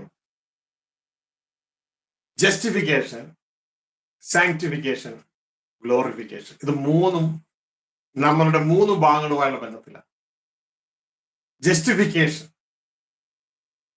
നീതീകരണം. ഇത് നമ്മൾ യേശു കർത്താവിനെ നമ്മുടെ രക്ഷകനും കർത്താവുമായി സ്വീകരിക്കുമ്പോൾ നമ്മളുടെ ഒരു പ്രവൃത്തിയും കൊണ്ടല്ല, യേശു കർത്താവിന്റെ കാൽവരി ക്രൂശിലെ യാഗത്തിന്റെ ബെനിഫിറ്റ് നമ്മളിലേക്ക് കടന്നു വരികയാണ്. ഒരു നിമിഷം കൊണ്ട്. അതാണ് സൗജന്യമായ രക്ഷ. സൗജന്യമായ രക്ഷ. അതായത് നമുക്ക് പാപത്തിൽ നിന്ന് സ്വാതന്ത്ര്യം കിട്ടി. റോമലേഖനം 6-ാം അധ്യായം 22-ാം വാക്യം ദൈവം ഇപ്പൊ നമ്മളെ സൗജന്യമായിട്ട് നീതീകരിച്ചിരിക്കും. 6:22 പറയുന്നു, എന്നാൽ ഇപ്പോൾ പാപത്തിൽ നിന്ന് സ്വാതന്ത്ര്യം പ്രാപിച്ച് ദൈവത്തിന് ദാസന്മാരായിരിക്കാൻ നിങ്ങൾക്ക് ലഭിക്കുന്ന ഫലം വിശുദ്ധീകരണവും അതിന്റെ അന്തം നിത്യജീവനുമാണ്. 3 കാര്യങ്ങളൊക്കെ അവിടെ കാണാം. ഈ 3 പറഭാവ് എപ്പോഴും നമ്മളൊന്ന് ശ്രദ്ധിച്ചാൽ മതി. നമ്മുടെ ജീവിതത്തിൽ ആദ്യം പാപത്തിൽ നിന്ന് സ്വാതന്ത്ര്യം ലഭിച്ചു. ഇതുവരെ ഉണ്ടായ പാപത്തിൽ നിന്ന് യേശുക്രിസ്തു പാപത്തിന്റെ ശിക്ഷകൾ ഏറ്റെടുത്തത് കൊണ്ട് നമുക്ക് സ്വാതന്ത്ര്യം കിട്ടി. ഇതിന്റെ പേരാണ് നീതീകരണം. ദൈവം നമ്മളെ നീതിമാന്മാരായി പ്രഖ്യാപിച്ചു. നാം ആത്മാവിൽ പുതിയ സൃഷ്ടികളായി വീണ്ടും ജനിച്ചു. ഇനി അതിന്റെ അടുത്തത് പാപത്തിൽ സ്വാതന്ത്ര്യം പ്രാപിച്ച് ദൈവത്തിന്റെ ദാസന്മാരായിരിക്കുകയാണ് നിങ്ങൾക്ക് ലഭിക്കുന്ന ഫലം. അടുത്തത് വിശുദ്ധീകരണം. ഈ വിശുദ്ധീകരണം നടക്കണം നമ്മളുടെ സോളിലാണ് നടക്കേണ്ടത്. നാം പുതിയ സൃഷ്ടികളായത് ആത്മാവിലാണ്. വിശുദ്ധീകരണം നടക്കുന്നത് നമ്മുടെ സോളിലാണ്. ഈ വിശുദ്ധീകരണം നമ്മളിൽ നടക്കുന്നുവെങ്കിൽ, ഇത് നടക്കണമെങ്കിൽ യേശുക്രിസ്തുവിനെ അനുഗമിക്കണം കേട്ടോ, എന്നാലേ വിശുദ്ധീകരണം നടക്കുള്ളൂ. ഈ വിശുദ്ധീകരണം നടക്കുന്നുവെങ്കിൽ അതിന്റെ അന്തം, ശ്രദ്ധിച്ച് കേൾക്കുക, അതിന്റെ അന്തം നിത്യജീവനാവും. ഇതാണ് 3ാമത്തെ. അതാണ് നമ്മുടെ ശരീരത്തിന്റെ വീണ്ടെടുപ്പായ തേജസ്കരണം. ഇതാണ് റോമ 8-ാം അധ്യായം അതിന്റെ 23-ാം വാക്യത്തില് കാണുന്നത്, ആത്മാവെന്ന ആദ്യ ദാനം ലഭിച്ചിരിക്കുന്ന നാമും. അപ്പോ ആദ്യ ദാനം ലഭിച്ച ആത്മാവെന്ന ആദ്യ ദാനം ലഭിച്ചില്ലേ? അതാണ് നീതീകരണം. തുടർന്ന് നമ്മുടെ ജീവിതത്തിൽ വിശുദ്ധീകരണം നടന്നുകൊണ്ടിരിക്കണം. യേശുവിനെ അനുഗമിക്കുമ്പോൾ അത് നടക്കുക, അല്ലെങ്കിൽ നടക്കില്ല കേട്ടോ. അത് വെറും ശുദ്ധീകരണമല്ല, ആത്മാവിന്റെ വിശുദ്ധീകരണമാണ്. അങ്ങനെ നമ്മളിൽ നടന്നാൽ അവിടെ എഴുതിയിരിക്കുന്നു, ആ പുത്രത്വ പ്രാപ്തി പൂർണ്ണമാകുകയാണ്. ആത്മാവ് ആദ്യമായി ലഭിച്ചിരിക്കുന്ന നാമും ശരീരത്തിന്റെ വീണ്ടെടുപ്പായ പുത്രത്വത്തിനായി കാത്തുകൊണ്ട് ഉള്ളിൽ ഞരങ്ങുന്നു. ശരീരത്തിന്റെ വീണ്ടെടുപ്പാണ് തേജസ്കരണം. അപ്പൊ നാം യേശുവിനെ കർത്താവായി സ്വീകരിക്കുമ്പോൾ നീതീകരണം, തുടർന്ന് യേശുവെ അനുഗമിക്കുമ്പോൾ നമ്മുടെ ജീവിതത്തിൽ വിശദീകരണം നടക്കും. അതിന്റെ അന്തമാണ് നിത്യജീവൻ. അതാണ് ശരീരത്തിന്റെ വീണ്ടെടുപ്പായ തേജസ്കരണം. അപ്പോ നീതീകരണം, വിശദീകരണം, തേജസ്കരണം 3 ലെവലിലാണ്, 3 പ്രഭാവം. സ്റ്റെപ്പ് ബൈ സ്റ്റെപ്പായിട്ട് നമ്മൾ പൂർണ്ണമാകുകയാണ്. ആത്മാവിന് ആദ്യതാൻ ലഭിച്ചിരിക്കുന്ന നാമും ശരീരത്തിന്റെ വീണ്ടെടുപ്പിനായി. അപ്പൊ ശരീരം വീണ്ടെടുത്തിട്ടില്ല, ശരീരത്തിന്റെ വീണ്ടെടുപ്പായ പുത്രത്വം. അപ്പൊ പുത്രത്വം പൂർണ്ണമായപ്പോഴാ? ശരീരത്തിന്റെ വീണ്ടെടുപ്പായ പുത്രത്വം നടക്കുമ്പോഴാണ്. പുത്രത്തിനെ കാത്തുകൊണ്ട് ഉള്ളിൽ ഞെരങ്ങുന്നു. എങ്ങനെ? ആത്മാവിന്റെ വിശുദ്ധീകരണം നടക്കുകയാണെന്നാണ് കാണിക്കുന്നത്. അതാണ് നമ്മൾ എപ്പോഴും ശ്രദ്ധിക്കേണ്ടത്. 1 പത്രോസ്, നമുക്ക് പലർക്കും പറയാറില്ലേ, അനുസരിക്കാൻ പറ്റുന്നില്ല, കാര്യത്തിലെടുക്കുമ്പോൾ അനുസരിക്കാൻ പറ്റുന്നില്ല. വേറൊന്നുമല്ല, ആത്മാവിന്റെ വിശുദ്ധീകരണം നടക്കാത്തതുകൊണ്ടാണ്. ആത്മാവിന്റെ വിശുദ്ധീകരണം നടന്നാലേ അനുസരിക്കാൻ പറ്റൂ. 1 പത്രോസ് 1-ാം അധ്യായം അതിന്റെ 2-ാം വാക്യത്തിൽ എഴുതിയിരിക്കുന്നു, പിതാവായ ദൈവത്തിന്റെ മുന്നറിവിന് ഒത്തവണ്ണം ആത്മാവിന്റെ വിശുദ്ധീകരണം പ്രാപിച്ച് അനുസരണം കാണിപ്പാനും. അപ്പൊ ശ്രദ്ധിച്ചേ, അനുസരിക്കണമെങ്കിൽ എന്നാ വേണം? ആത്മാവിന്റെ വിശുദ്ധീകരണം പ്രാപിക്കണം. അത് ന്യായപ്രമാണം അനുസരിക്കുന്ന കാര്യമല്ല ഈ പറയുന്നത്. ന്യായപ്രമാണം നമ്മുടെ സ്വന്തം ശക്തി കൊണ്ട് നമ്മൾ അനുസരിക്കാൻ ശ്രമിക്കുക. ഇതങ്ങനെയല്ല. ലോ ഓഫ് ദ സ്പിരിറ്റിലുള്ള ഒരു ത്രിയേക പ്രവർത്തനമാണ് ഇതിനുള്ളിൽ നടക്കുന്നത്. ഇത് തെറ്റിദ്ധരിച്ചിട്ടാണ് നമ്മുടെ കർണന്മാരും കൊണ്ടുപോയി ത്രിയേക ദൈവത്തെ ഉണ്ടാക്കി. ഇവിടെ പറയുന്നത് പിതാവായ ദൈവത്തിന് മുന്നറിവിന് ഒത്തവണ്ണം ആത്മാവിന്റെ വിശുദ്ധീകരണം പ്രാപിച്ച് അനുസരണം കാണിപ്പാൻ. അപ്പൊ അനുസരണം കാണിക്കണമെങ്കിൽ എന്നാ വേണം? ആത്മാവിന്റെ വിശുദ്ധീകരണം വേണം. അതായത് സഖറിയ പ്രവാചന പുസ്തകം 36:27 പ്രവചിച്ച ആ പ്രവചനം നടക്കണം. നമ്മൾ ദൈവം പറയാണ്, ഞാൻ എൻ്റെ ആത്മാവിനെ നിങ്ങളുടെ ഉള്ളിലാക്കി നിങ്ങളെ എൻ്റെ ചട്ടങ്ങളിൽ നടക്കുമാറാക്കും. ഇതാണ് ലോ ഓഫ് ദ സ്പിരിറ്റ്. അതൊരു ത്രിയേക പ്രവർത്തനമാണ്. ഞാൻ പിതാവ്, എൻ്റെ ആത്മാവ് പരിശുദ്ധാത്മാവ്, നിങ്ങൾ ദൈവപുത്രന്മാർ. പിതാവ് പുത്രനിൽ തന്റെ ആത്മാവിലൂടെ പ്രവർത്തിക്കുന്നു. ആ ഒരു പ്രവർത്തനം നിന്റെ ഉള്ളിൽ നടക്കുകയാണെങ്കിൽ നീ വിശദീകരണം പ്രാപിക്കും. നീ പുതിയ സൃഷ്ടിയിലെ പ്രവർത്തനമാണ്. പുതിയ സൃഷ്ടി. ഇവിടെയാണ് നമ്മുടെ ജീവിതത്തിൽ സ്വഭാവമാറ്റം വരുന്നത്. കാരണം നമ്മളല്ല പിന്നെ ജീവിക്കുന്നത്, നമ്മൾ ക്രിസ്തു ജീവിക്കുന്നു. ക്രിസ്തു അല്ല ജീവിക്കുന്നത്, ക്രിസ്തുവിൽ പിതാവ് ജീവിക്കുന്നു. അങ്ങനെ സ്വർഗസ്ഥ പിതാവ് ക്രിസ്തുവിലുള്ള നമ്മളിലൂടെ ഭൂമിയിൽ വെളിപ്പെടും. ഇമ്മാനുവൽ, ദൈവം മനുഷ്യരോട് കൂടെ. ഇത് നമ്മൾ നടക്കുകയാണെങ്കിൽ, ആത്മാവിന്റെ വിശുദ്ധീകരണം നടക്കുന്നുവെങ്കിൽ, ദൈവത്തിന്റെ വചനം പറയുന്നു, ശരീരത്തിൽ വീണ്ടെടുപ്പായ പുത്രത്വം നമുക്ക് ഉറപ്പാണ്. ഇത് നമ്മൾ മനസ്സിലാക്കി പ്രവർത്തിക്കുക. അപ്പൊ അത് 3 സ്റ്റേജുകളാണ്. ഇനി ഈ 3 സ്റ്റേജുകളിൽ പിതാവും പുത്രനും പരിശുദ്ധാത്മാവ് എങ്ങനെ പ്രവർത്തിക്കുന്നു എന്ന് പറയാം. ഒന്നാമത്തെ സ്റ്റേജില് നാം യേശുവിനെ കർത്താവ് രക്ഷകനായിട്ട് സ്വീകരിച്ചു. അപ്പൊ എന്തായെന്നറിയാമോ? ദൈവരാജ്യം നമ്മുടെ ആത്മാവിൽ വന്നു.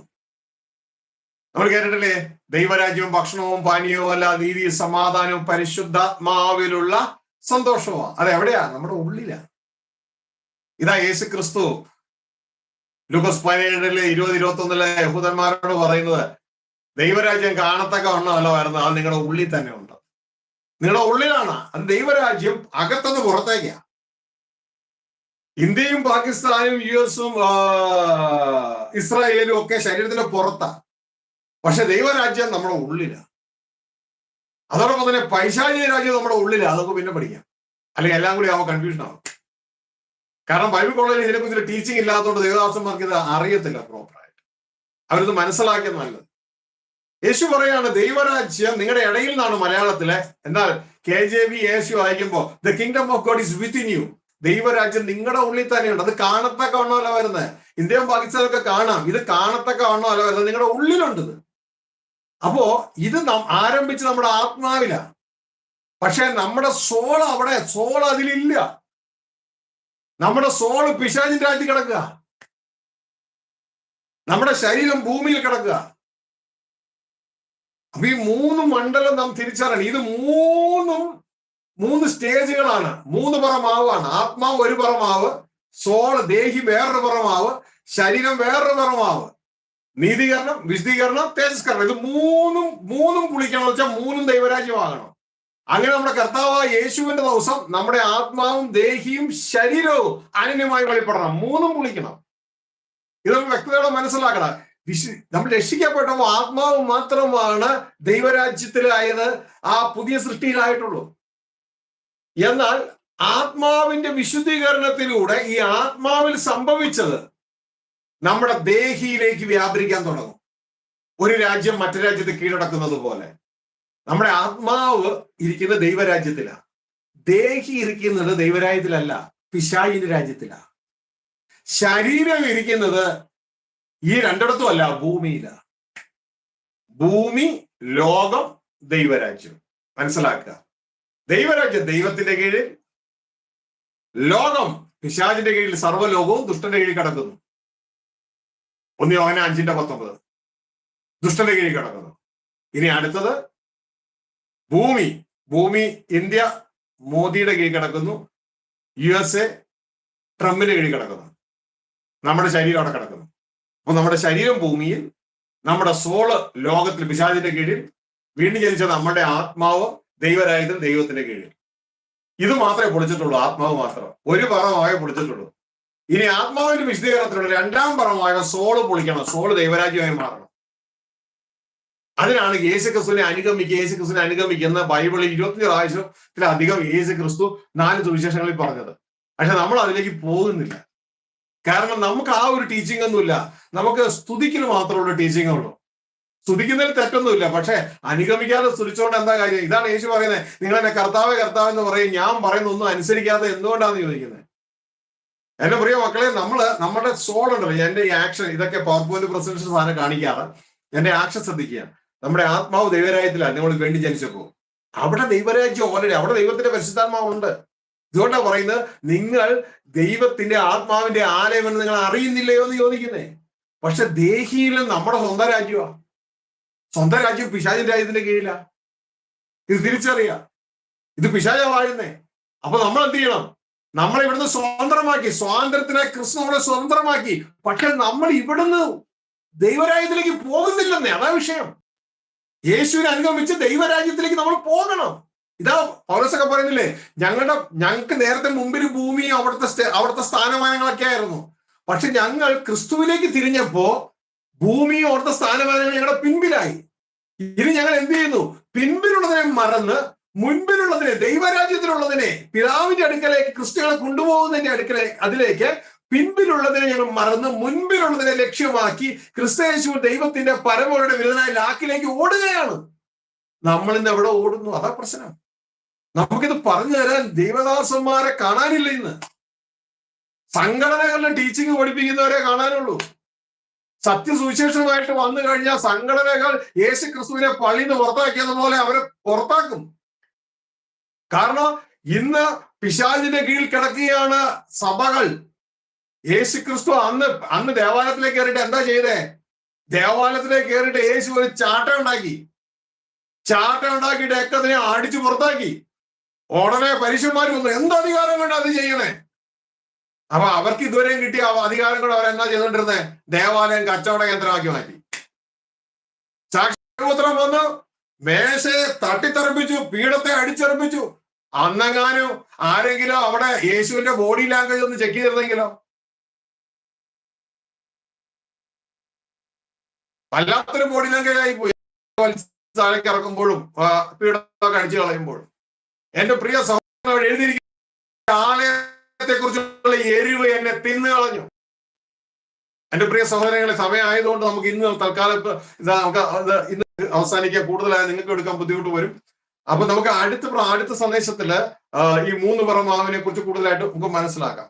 പ്രിയ കുഞ്ഞുങ്ങൾ, നിങ്ങൾക്ക് താല്പര്യമുള്ളവരാണെങ്കിൽ ഇതൊക്കെ ഓൾറെഡി കർത്താവ് എന്നിലൂടെ വർഷങ്ങൾക്ക് മുമ്പ് പ്രസംഗിച്ച് ഇതൊക്കെ ഓൾറെഡി റിലീസ് ചെയ്തിട്ടുണ്ട്. ഈ സ്പിരിറ്റ് സോൾ ബോഡി 3 പറ മാവിന്റെ പരിപാടിയൊക്കെ അതൊക്കെ ഓൾറെഡി പ്രസംഗിച്ചത് ചില ദേവദാസന്മാര് കയറി പുസ്തകമാക്കിയതാ. ഞാൻ പുസ്തകമാക്കിയതല്ല ഇത്. എന്റെ CD-കൾ കേട്ടിരുന്ന് പുസ്തകമാക്കിയതാ. അതാണ് ആത്മലോക ആത്മീയ വളർച്ചയും.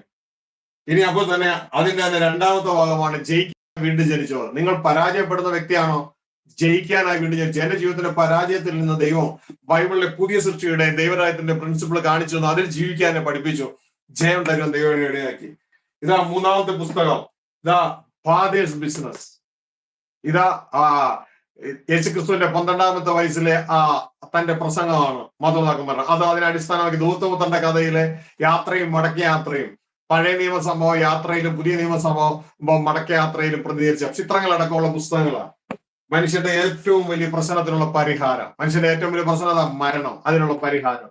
അപ്പൊ എന്റെ പ്രിയ കുഞ്ഞുങ്ങൾ, ഇതൊക്കെ ഓൾറെഡി ഉണ്ട്. നിങ്ങൾക്ക് താല്പര്യം ഉണ്ടെങ്കിൽ, ഞാൻ പുസ്തക കച്ചവടക്കാരനൊന്നും അല്ല, ഇത് പുസ്തകം വിറ്റിട്ടും വേണ്ട എനിക്ക് ജീവിക്കാനായിട്ട്.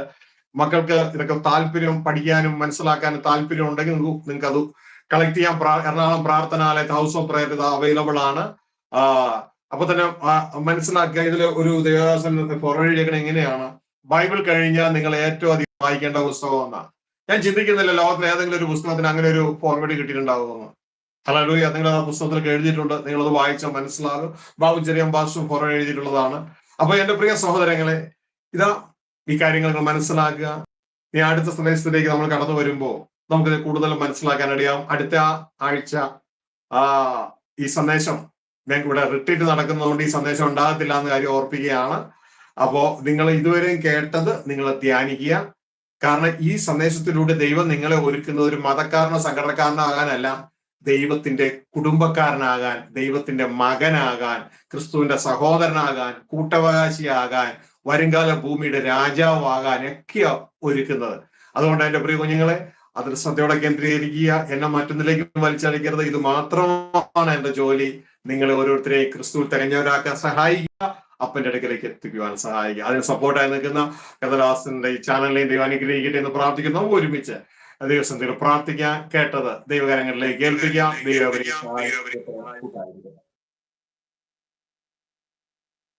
ഞങ്ങളുടെ സ്വർഗസ്ഥ പിതാവേ, അങ്ങ് തന്ന ചിന്തകൾക്കായി നന്ദിയോടെ സ്തോത്രം. പല കാര്യങ്ങളെയും അങ്ങ് ഞങ്ങളെ പഠിപ്പിച്ചു, പലതും ഞങ്ങളെ അങ്ങ് മനസ്സിലാക്കി തന്നു. യേശു ക്രിസ്തു എന്ന ആ പ്രിയപുത്രൻ എന്ത് ചെയ്യുന്നു? പ്രിയപുത്രനെ അങ്ങ് ഭൂമിയിലേക്ക് അയച്ചു. പാപത്തോട് ബന്ധമില്ലാത്ത, പാപം ചെയ്യുന്നവരോട് ബന്ധം സ്ഥാപിക്കാൻ ആഗ്രഹിക്കാത്ത സ്വർഗസ്ഥ പിതാവിന് ഈ ഭൂമിയിൽ മക്കളോടൊത്ത് ജീവിപ്പാൻ തക്കവണ്ണം പാപങ്ങൾക്ക് പരിഹാരം ചെയ്ത് അകൃത്യങ്ങളെ തടഞ്ഞ് നിത്യനീതി നടപ്പിലാക്കുവാൻ, അതുവഴി അതിപരിശുദ്ധമായതിനെ അഭിഷേകം ചെയ്യുവാൻ വേണ്ടി അങ്ങ് അയച്ച അങ്ങയുടെ പ്രിയപുത്രന്റെ അനുസരണത്തെ ഞങ്ങൾ കാണുന്നു. ഈ ലോകത്തിൽ ഞങ്ങൾ എല്ലാവരും പിശാചിനാൽ കുടുങ്ങി സ്വഭാവം വഷളായ അബ്ശാലോമിനെ പോലെ പലതും തട്ടിയെടുക്കുവാൻ തക്കവണ്ണം ആഗ്രഹിക്കുമ്പോ എല്ലാം തന്റെ കയ്യിൽ വന്നിട്ട് അതെല്ലാം തന്റെ അപ്പനെ ഏൽപ്പിക്കുന്ന സ്നേഹനിധിയായ ആ പ്രിയ മകനെ പോലെ ആകാൻ അങ്ങ് ഞങ്ങളെ മുൻ നിയമിച്ചിരിക്കുന്നല്ലോ. ആ യേശുവിനെ പോലെ താഴ്മയുള്ളവരായി, താഴ്മയുള്ളവർക്കാണ് ദൈവം ഭരണം കൊടുക്കുന്നതെന്നും സൗമ്യതയുള്ളവൻ ഭൂമി അവകാശമാക്കുമെന്നും ലോക സമ്രാട്ടായ നെബൂഖദ്നേസർ പഠിച്ച പാഠം മനുഷ്യരുടെ രാജ്യത്വത്തിന്റെ മേൽ അത്യുന്നതനായ വാഴുന്നു, തനിക്ക് ബോധിച്ചവർക്ക് അത്യുന്നതനത് കൊടുക്കുന്നു എന്ന് നെബൂഖദ്നേസറെ പഠിപ്പിച്ചു. ക്രിസ്തു ഞങ്ങളെ പഠിപ്പിച്ചു. നിങ്ങൾ പ്രാർത്ഥിക്കുമ്പോൾ സ്വർഗസ്ഥനായ പിതാവിന്റെ രാജ്യം ഭൂമിയിൽ വരുവാൻ വേണ്ടി പ്രാർത്ഥിക്കണം. എന്തുകൊണ്ടാണ് നിങ്ങൾ അങ്ങനെ പ്രാർത്ഥിക്കുന്നതെന്ന് വെച്ചാൽ, രാജ്യത്വവും ശക്തിയും മഹത്വവും എല്ലാം പിതാവിൻ്റെതാണ്. ഇനി നെബൂഖദ്നേസർ പഠിച്ചതുപോലെ നിങ്ങൾ പഠിക്കേണ്ട, നിങ്ങൾ പറയണം, അപ്പാ അങ്ങയുടേതാണ് ഇതെല്ലാം, നിങ്ങളുടെ രാജ്യം വരണമേ എന്ന് താഴ്മയോടെ നിങ്ങൾ പ്രാർത്ഥിക്കണം. എന്നാൽ അത് പ്രാർത്ഥിക്കാതെ എറർ സ്പിരിറ്റിൽ കുടുങ്ങി കിടക്കുന്ന ഈ സമൂഹത്തിന്റെ മധ്യേ ദൈവരാജ്യം അന്വേഷിക്കാതെ, ദൈവരാജ്യം വരുവാൻ വേണ്ടി പ്രസംഗിക്കാതെ ആയിരിക്കുന്ന ഈ സമൂഹത്തിന്റെ നടുവിൽ യേശുവെ പോലെ, അപ്പസ്തലന്മാരെ പോലെ നമുക്കും ദൈവരാജ്യം പ്രസംഗിക്കാം. യേശു ക്രിസ്തു കാൽവരി ക്രൂശിൽ മരിച്ചത് നമ്മളെ രക്ഷിച്ച് ആ അപ്പനോട് ചേർന്ന് ഒരുമിച്ചൊരു ജീവിതം നയിക്കാനാണ് എന്ന് നമുക്ക് പ്രസംഗിക്കാം. ഈ തന്ന വചനങ്ങൾക്കായി ദൈവത്തിന് നന്ദി പറയാം. യേശു ക്രിസ്തു എല്ലാം ഒരുക്കി ഒടുക്കം കിങ്ഡം തന്റെ പിതാവിനെ ഏൽപ്പിക്കും. എന്നിട്ട് യേശു ആ പിതാവിന് കീഴ്പ്പെട്ടിരിക്കും. മുഖാന്തര ഭരണം മാറി ദൈവം ഇതാ സർവഭൂമിക്കും രാജാവാകും. നമ്മൾ ക്രിസ്തുവിനോട് ചേർന്ന് ദൈവത്തിന്റെ ഇഷ്ടങ്ങൾ നമ്മളും സർവ് ചെയ്യും. അത് ദൈവം തന്റെ ഇഷ്ടം പോലെ ചെയ്യട്ടെ. ദൈവത്തിന് നന്ദി പറയാം. അപ്പാ എല്ലാറ്റിനുമായി ഞങ്ങൾ നന്ദി പറയുന്നു.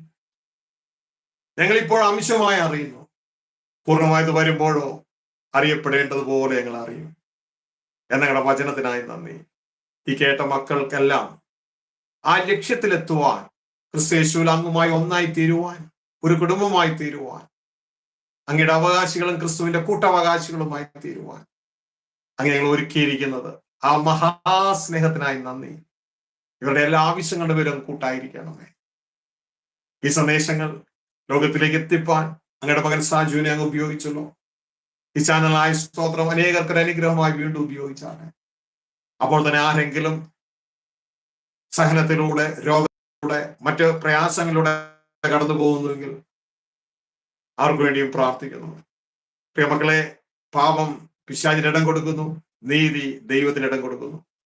യേശു രക്തത്താൽ ഒരു നിമിഷം പാപങ്ങളെ കഴുകി കളയുന്നുവെങ്കിൽ നിങ്ങളുടെ രോഗങ്ങളിൽ നല്ലൊരു പങ്ക് നിങ്ങളിൽ നിന്ന് അപ്രത്യക്ഷമാകും. ഞങ്ങൾക്ക് വേണ്ടി പ്രാർത്ഥിക്കുന്നു. യേശു ക്രിസ്തുവിന്റെ അടിപ്പിണരാൽ ഈ മക്കൾ ഇപ്പോഴും എപ്പോഴും എപ്പോഴൊക്കെ ഈ സന്ദേശം കേൾക്കുന്നുവോ അപ്പോഴെല്ലാം ഈ ശക്തി വ്യാപരിക്കട്ടെ. യേശുവിന്റെ അടിപ്പിണരാൽ വിശ്വാസത്തോടെ കരങ്ങൾ വെച്ചിരിക്കുന്ന എല്ലാ മക്കളുടെ മേലും ദൈവം ഞങ്ങൾക്ക് നൽകിയ സൗഖ്യം ഇപ്പോ കൽപ്പിക്കുന്നു. പരിപൂർണ്ണ സൗഖ്യമുള്ളവരാകട്ടെ, ആ വേദനകൾ വിട്ടുപോകട്ടെ. യേശു ക്രിസ്തുവിന്റെ അടിപ്പിണരാലുള്ള സൗഖ്യം കുഞ്ഞുങ്ങളുടെ മേൽ കൽപ്പിക്കുന്നു. നിങ്ങൾ സൗഖ്യമുള്ളവരാകട്ടെ, സമാധാനമുള്ളവരാകട്ടെ, കുടുംബങ്ങൾ ഐശ്വര്യം പ്രാപിക്കട്ടെ. എല്ലാവരും ക്രിസ്തു തികഞ്ഞവരായി ദിവസത്തിൽ എത്തട്ടെ. സർവമഹത്വം പിതാവങ്ങേക്ക് യേശുവിൻ നാമത്തിൽ തന്നെ. ആമേൻ, ആമേൻ, ആമേൻ. ദൈവം അവരെ സഹായിക്കട്ടെ, കൂട്ടായിരിക്കട്ടെ. ഇതിനുള്ള അവസരം ഒരുക്കിയ നന്ദി അറിയിക്കുന്നു. ദൈവം അനുഗ്രഹിക്കട്ടെ, സഹായിക്കട്ടെ. എല്ലാവരോടും നന്ദി. ദൈവത്തിൻ്റെ അതിപരിശുദ്ധമായ നാമം വാഴ്ത്തപ്പെടട്ടെ. ഇവിടെ വലിയ ഡിസ്റ്റർബൻസ് ഉണ്ട്, കറണ്ടിൻ്റെതായിട്ടുള്ള പ്രശ്നങ്ങളുണ്ട്. അങ്ങനെ പല കാര്യങ്ങളുള്ളതുകൊണ്ടാണ് ഇടയ്ക്ക് ചില തടസ്സങ്ങളുണ്ടായത്. ഇൻവേർട്ടർ കണക്ഷൻ മുഴുവൻ പോയി. അപ്പം പുതിയ സ്ഥലത്തേക്ക് മാറിയതുകൊണ്ടാണ്, അതുകൊണ്ടാണ്. അപ്പോൾ അതിൻ്റേതായിട്ടുള്ള ചില പ്രശ്നങ്ങൾ 1-2 ദിവസമായിട്ട് 3-4 ദിവസമായിട്ട് നേരിടുന്നുണ്ട്. അപ്പം നാളെ കൊണ്ട് ആ പ്രശ്നങ്ങളെല്ലാം തീരും എന്ന് വിശ്വസിക്കുന്നു. എന്തായാലും ഇത്രയും സമയം ഇന്ന് ദൈവജനം സംസാരിച്ച ഷാജി പാസ്റ്ററോടും ടീമംഗങ്ങളോടും നന്ദി അറിയിക്കുന്നു. ഇത് കേട്ട എല്ലാ പ്രിയപ്പെട്ടവരും നന്ദി അറിയിക്കുന്നു. ദൈവം എല്ലാവരെയും ധാരാളമായിട്ട് അനുഗ്രഹിക്കട്ടെ. നാളെ രാവിലെ സുവിശേഷൻ കുഞ്ഞുമോൻ തോട്ടപ്പള്ളി സാറിൻ്റെ നേതൃത്വത്തിലുള്ള ബൈബിൾ ക്ലാസ് രാവിലെ ഉണ്ട്. അപ്പോസ്തല പ്രവർത്തികൾ. നാളെ വൈകുന്നേരം പതിവ് പോലെ 6 തൊട്ട് 7 മണി വരെ സഭാചരിത്ര പഠനമുണ്ട്. നാളെ വൈകിട്ട് ഷാജി തോപ്പിൽ ബ്രദറിൻ്റെ ബൈബിൾ ക്ലാസ്സുണ്ട്. അപ്പോൾ ഇതിനെല്ലാം ഓർത്ത് നിങ്ങൾ പ്രാർത്ഥിക്കുകയും പങ്കെടുക്കുകയും ചെയ്യുക. ദൈവം എല്ലാ പ്രിയപ്പെട്ടവരും അനുഗ്രഹിക്കട്ടെ. ഷാജി പാസ്റ്ററോടുള്ള നന്ദി അറിയിക്കുന്നു, ടീം അംഗങ്ങളോടുള്ള നന്ദി അറിയിക്കുന്നു. ഷാജി പാസ്റ്ററിൻ്റെ സഭയിലെ വരുന്ന ആഴ്ചയിൽ ധ്യാനം നടക്കുകയാണ്. താല്പര്യമുള്ളവർക്കൊക്കെ പോയി പങ്കെടുക്കാം. 500 രൂപയാണ് രജിസ്ട്രേഷൻ ഫീസ്. ഇനി 500 രൂപ കൊടുക്കാൻ നിവൃത്തിയില്ലാത്തവർക്ക് ഫ്രീ ആയിട്ട് അവിടെ ഭക്ഷണം കിട്ടും. നല്ല ആഹാരമാണ്. ഞാനവിടെ പോയിട്ടുണ്ട്. വളരെ നല്ല ആഹാരമാണ്. അവർ കഴിക്കുന്ന ആഹാരം തന്നെയാണ് ഷാജി പാസ്റ്ററും കഴിക്കുന്നത്. എന്നാൽ മറ്റ് പല സ്ഥലങ്ങളിൽ അങ്ങനെയല്ല. പല കൂട്ടായ്മകൾക്കും മീറ്റിങ്ങിനൊക്കെ ചെയ്യുന്ന കഴിഞ്ഞാൽ സെൻട്രൽ പാസ്റ്റർമാരൊക്കെ കഴിക്കുന്നത് പന്നി വറുത്തതും കോഴി വറുത്തതും പോത്ത് വറുത്തതും ഒക്കെയാണ്. വിശ്വാസികൾക്ക് ചോറും സാമ്പാറും ഒരു മീനിൻ്റെ കഷ്ണവും കൊടുക്കും. അങ്ങനെയാണ് ഞാൻ മിക്ക സ്ഥലത്തും കണ്ടിട്ടുള്ളത്. അതൊക്കെ പറയുമ്പോൾ നമുക്ക് തന്നെ ഒരു ബുദ്ധിമുട്ടായതുകൊണ്ടാണ് ഇത് പലപ്പോഴും പറയാത്തത്. പക്ഷേ ഇവിടെ അങ്ങനെയല്ല. അവിടെ കഴിക്കുന്നത് തന്നെ പാസ്റ്ററും കഴിക്കും. അപ്പോൾ അതൊക്കെ വലിയ നല്ല കാര്യങ്ങളാണ്. പന്തിയിൽ പക്ഷാഭേദം പാടില്ലെന്ന് പറയുന്ന പോലെ അതൊക്കെ നല്ല കാര്യങ്ങളാണ്. അപ്പോൾ അങ്ങനെ വളരെ അനുഗ്രഹിക്കപ്പെട്ട മീറ്റിംഗാണ്. നിങ്ങൾക്ക് പോയി പങ്കെടുക്കാൻ താല്പര്യമുള്ളവർക്ക് പങ്കെടുക്കാം. ജീവിതത്തിൽ എല്ലാ ആളുകളും ഒന്നല്ലെങ്കിൽ ഒരു രീതിയിൽ വലിയ പ്രതിസന്ധി കൂടെ കടന്നു പോകുന്നവരാണ്. പ്രശ്നങ്ങളില്ലാത്ത മനുഷ്യരില്ല. അപ്പോൾ നമ്മുടെ പ്രയാസങ്ങളുടെ മധ്യത്തിൽ നമ്മളിതുപോലുള്ള ധ്യാനങ്ങളും മീറ്റിങ്ങുകളും പ്രാർത്ഥനയും ഉപവാസത്തിലൊക്കെ ഇരിക്കുമ്പോൾ നമുക്ക് പല നീക്കുപോക്കുകളും കാര്യങ്ങളൊക്കെ ഉണ്ടാവും. അതുകൊണ്ട് സമയമൊക്കെ കണ്ടെത്തി ഇതുപോലുള്ള മീറ്റിങ്ങുകളൊക്കെ പോവുകയും പങ്കെടുക്കുകയും പ്രാർത്ഥിക്കുകയൊക്കെ ചെയ്താൽ അതിൻ്റേതായിട്ടുള്ള വലിയ ആത്മീയ അനുഗ്രഹങ്ങളും കാര്യങ്ങളൊക്കെ കിട്ടും. പാസ്റ്റർ കുറച്ച് പുസ്തകങ്ങൾ തയ്യാറാക്കിയിട്ടുണ്ട്.